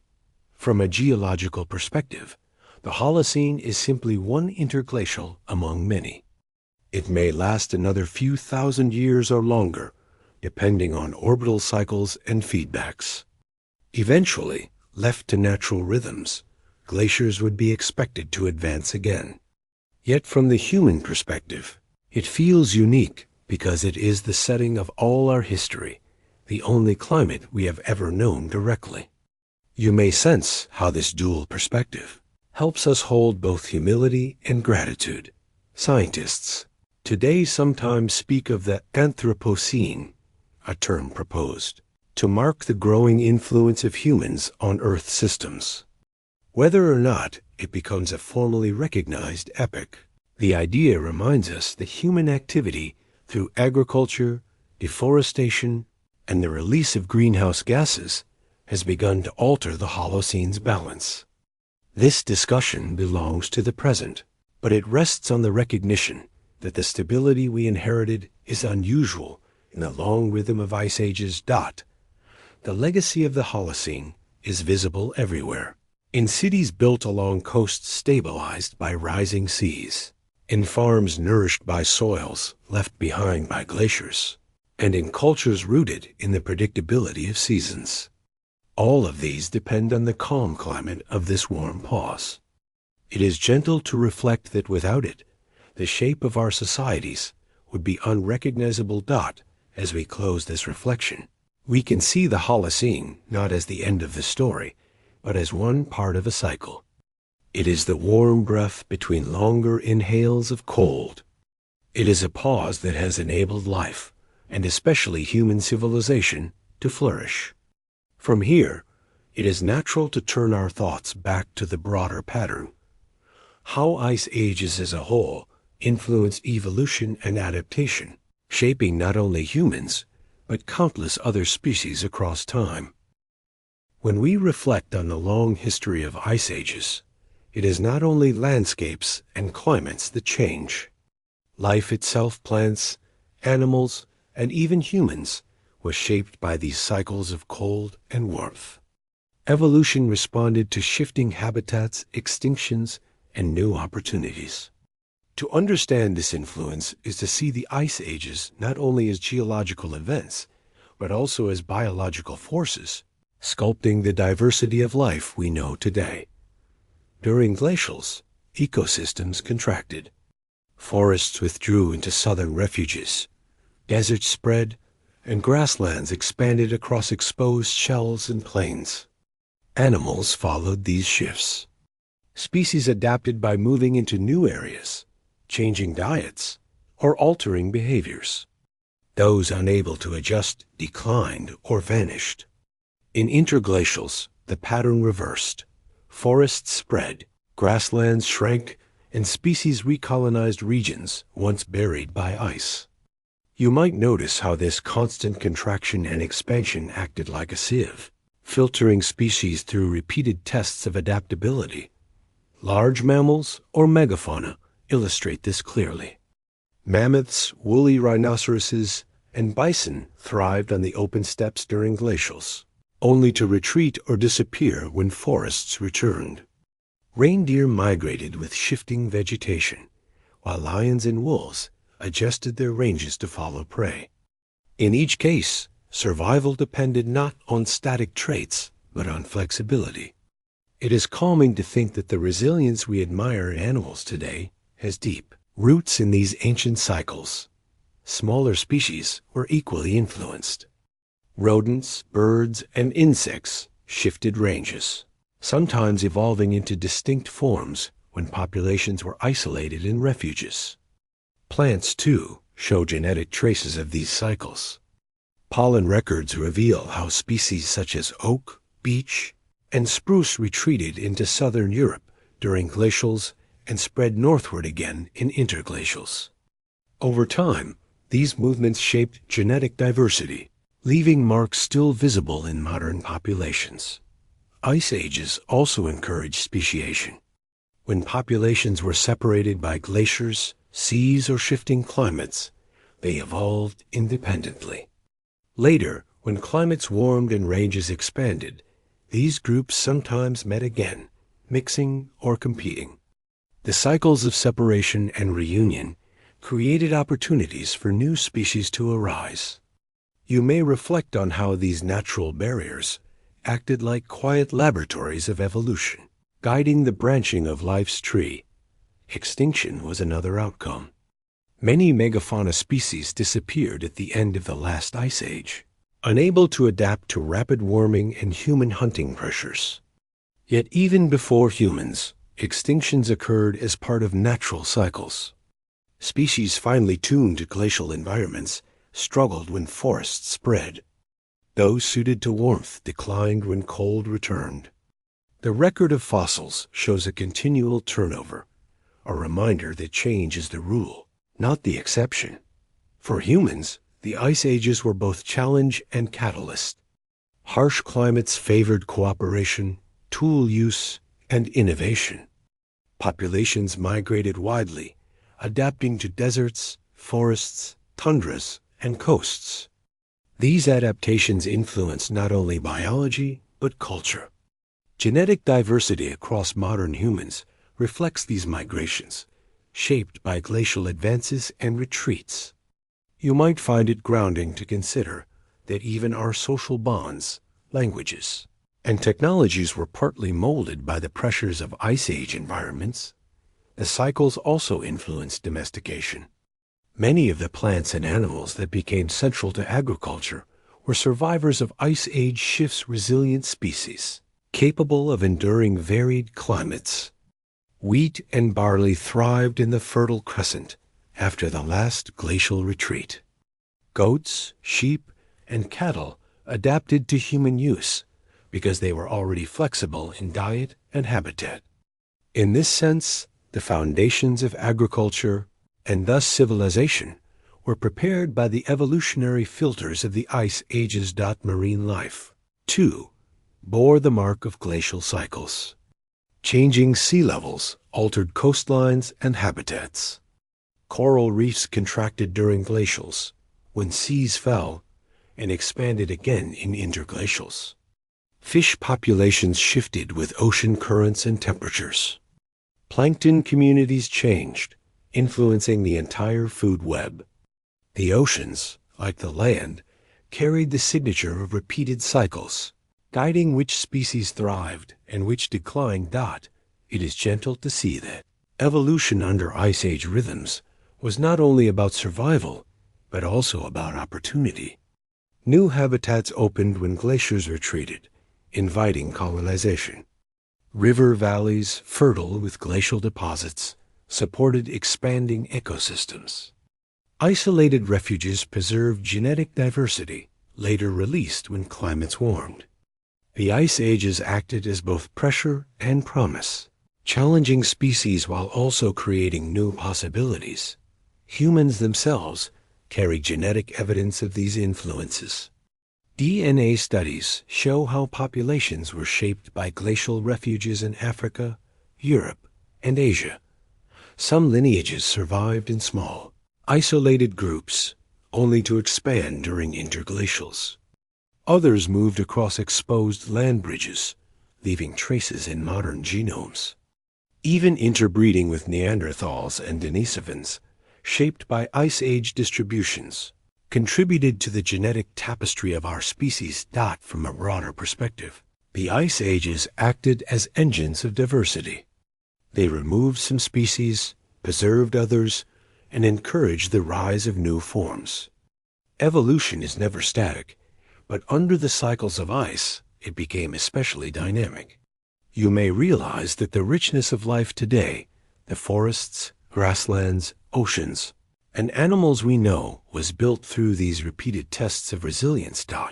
As we let these thoughts rest, we can see the deep imprint of Ice Ages on evolution. They were not interruptions in life's story, but chapters that shaped its direction. From here, it is natural to look toward the future, to ask how the cycles might continue, what role humans now play, and how the rhythm of ice may unfold in the ages to come. When we look back across the long history of Ice Ages, the cycles appear steady and predictable. Glacials and interglacials have alternated for millions of years, guided by orbital rhythms and amplified by greenhouse gases and oceans.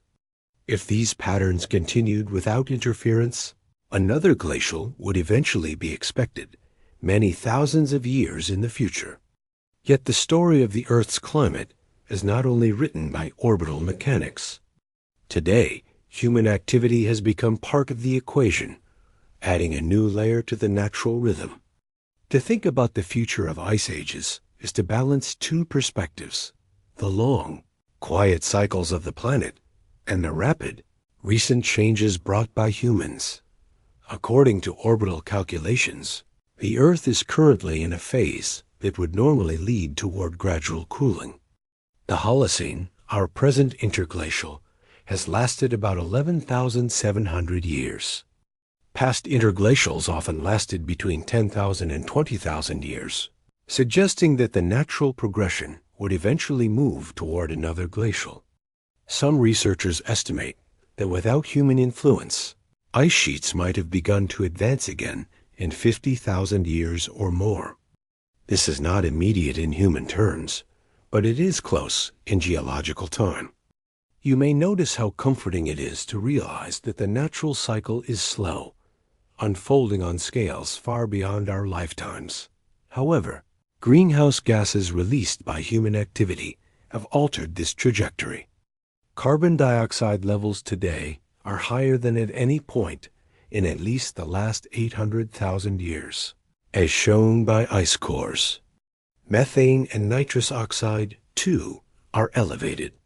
These gases trap heat, offsetting the orbital tendency toward cooling.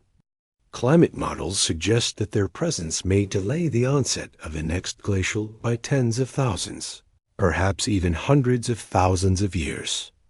In this sense, humans have become agents strong enough to modify the rhythm of ice dot. It is worth pausing to reflect on the scale of this change. Orbital cycles are measured in tens of thousands of years, and their energy shifts are subtle. Yet human emissions, concentrated in just 2 centuries, have already pushed the atmosphere into conditions unknown in recent geological time. You might consider how unusual this is. A species whose actions, compressed into moments, reshape patterns that normally unfold only with patience across ages. Still, the deep cycles remain. Earth's orbit will continue to vary, its tilt will wobble, its precession will shift. These motions are not canceled. They persist in the background. What changes is how strongly their signals are felt, depending on the state of the atmosphere. If greenhouse gas levels remain high, their cooling influence will be muted. If, in the distant future, concentrations fall, the cycles may again drive the planet toward new glacials. In this way, the orbital rhythm is still present, waiting beneath the overlay of human influence. Another factor shaping the future is the stability of the great ice sheets. Greenland and Antarctica hold enough frozen water to raise sea levels by many meters if melted completely. Observations show that both are losing mass today, though at different rates. The pace of their response will determine how coastlines shift in centuries to come. You may find it sobering, yet steadying, to recognize that while ice ages once lowered seas by over 100 meters, our present concern is the opposite: seas rising as ice retreats. Ocean circulation will also play a role. The great conveyor belt that distributes heat across the globe is sensitive to freshwater input from melting ice. If enough fresh water enters the North Atlantic, it could disrupt the sinking of dense water, weakening the current. This would alter climate patterns regionally and globally. Similar processes may unfold in the Southern Ocean. These shifts would not create a glacial, but they would reshape climates in ways that echo the sensitivity of the past. Looking forward, it is calming to keep perspective. Even if humans delay or prevent the next glacial, the planet's deep rhythms remain. Over millions of years, tectonic movements, volcanic activity, and orbital changes will continue to shape climate. Ice ages are not finished as a concept. They are part of Earth's long nature. The difference now is that one species has introduced a new variable. Changing the timing of cycles. It is also gentle to remember that life will continue. Just as plants and animals adapted to past ice ages, they will adapt to new conditions, though not without difficulty. Species will shift ranges, ecosystems will reorganize, and humans will respond with technology and culture. The pace of change is faster than in the past, which makes adaptation harder. But the underlying truth remains: the Earth is resilient, even if the forms of life within it shift. The legacy of ice ages gives us perspective on this future. They remind us that climate has never been static. Forests once grew in places now frozen. Deserts expanded where rivers now flow. Seas rose and fell repeatedly. You might find it reassuring to think of this continuity. Even as the future holds uncertainty, the larger rhythm of Earth persists, and life continues its story. As we prepare to close this journey, it becomes natural to turn to reflection. The ice ages, with their cycles of cold and warmth, have shaped the land, the seas, the air, and the life upon them. They have guided evolution, migration, and civilization. To hold this perspective is to sense both the fragility and the endurance of life. From here, the final step is to gather these threads together, to see the larger meaning of ice ages in Earth's story and in our own.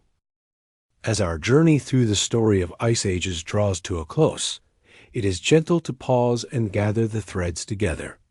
We have walked through cycles of deep cold and shorter warmth, through glaciers advancing and retreating, through oceans storing and releasing heat, through forests shrinking and spreading. We have seen how animals adapted, how humans migrated, and how evolution itself was guided by the pulse of ice. To reflect on all of this is to recognize that ice ages are not only frozen intervals in time, but fundamental rhythms of our planet. The first insight that remains is one of scale. Ice ages stretch across tens of thousands to millions of years. Compared to human lifetimes, they are vast. Compared to the age of the Earth, they are one part of a larger cycle. You might notice how humbling it is to place our brief history within such spans. Civilizations rise and fall within interglacials. Glaciers advance and retreat across continents without regard for our calendars. The long rhythm continues, steady and patient. Another insight is one of connection. No part of Earth is untouched by ice ages. Glaciers themselves shaped valleys and plains. Oceans carried signals across hemispheres. The atmosphere amplified changes, carrying them globally. Forests, grasslands, deserts, and tundras shifted boundaries in response. Animals and plants moved, evolved, or vanished. Humans learned resilience within this shifting stage. You may realize, as you let the thought settle, that the ice ages are not separate from life, but woven into its very fabric. It is also important to remember the role of feedbacks. Orbital cycles set the timing, but greenhouse gases, ice, oceans, and life provided the amplifiers. Small changes in sunlight became great swings of climate when reinforced by these feedbacks. This interdependence is a reminder that Earth systems are not isolated. They respond together, sometimes slowly, sometimes suddenly. To recognize this is to see the planet as a living system, balanced yet sensitive. The legacy of ice ages is all around us. Fertile soils deposited by glaciers sustain agriculture. Coastlines shaped by rising seas host our cities. Rivers redirected by ice feed valleys where societies thrive. Even our genetic lineages bear traces of migrations across land bridges exposed by lowered seas. When you look at a map, or walk through a forest, or stand on a shore, it is worth remembering that the forms you see are partly gifts of ice for humanity. The Holocene has been a pause, a warm, stable interval that allowed us to build civilizations, cultivate crops, and expand across the planet. All of recorded history fits within this gentle window. You might find it grounding to realize that the climate stability we take for granted is unusual, a rare balance within the larger rhythm of glacial cycles. Without this pause, our story might have unfolded very differently. The future adds another layer to these reflections. Naturally, the cycles would lead, slowly, toward another glacial thousands of years ahead. But human actions have altered the atmosphere, delaying or perhaps transforming that path. Whether or not new ice sheets advance in the distant future, the deeper truth remains. Earth's climate is dynamic.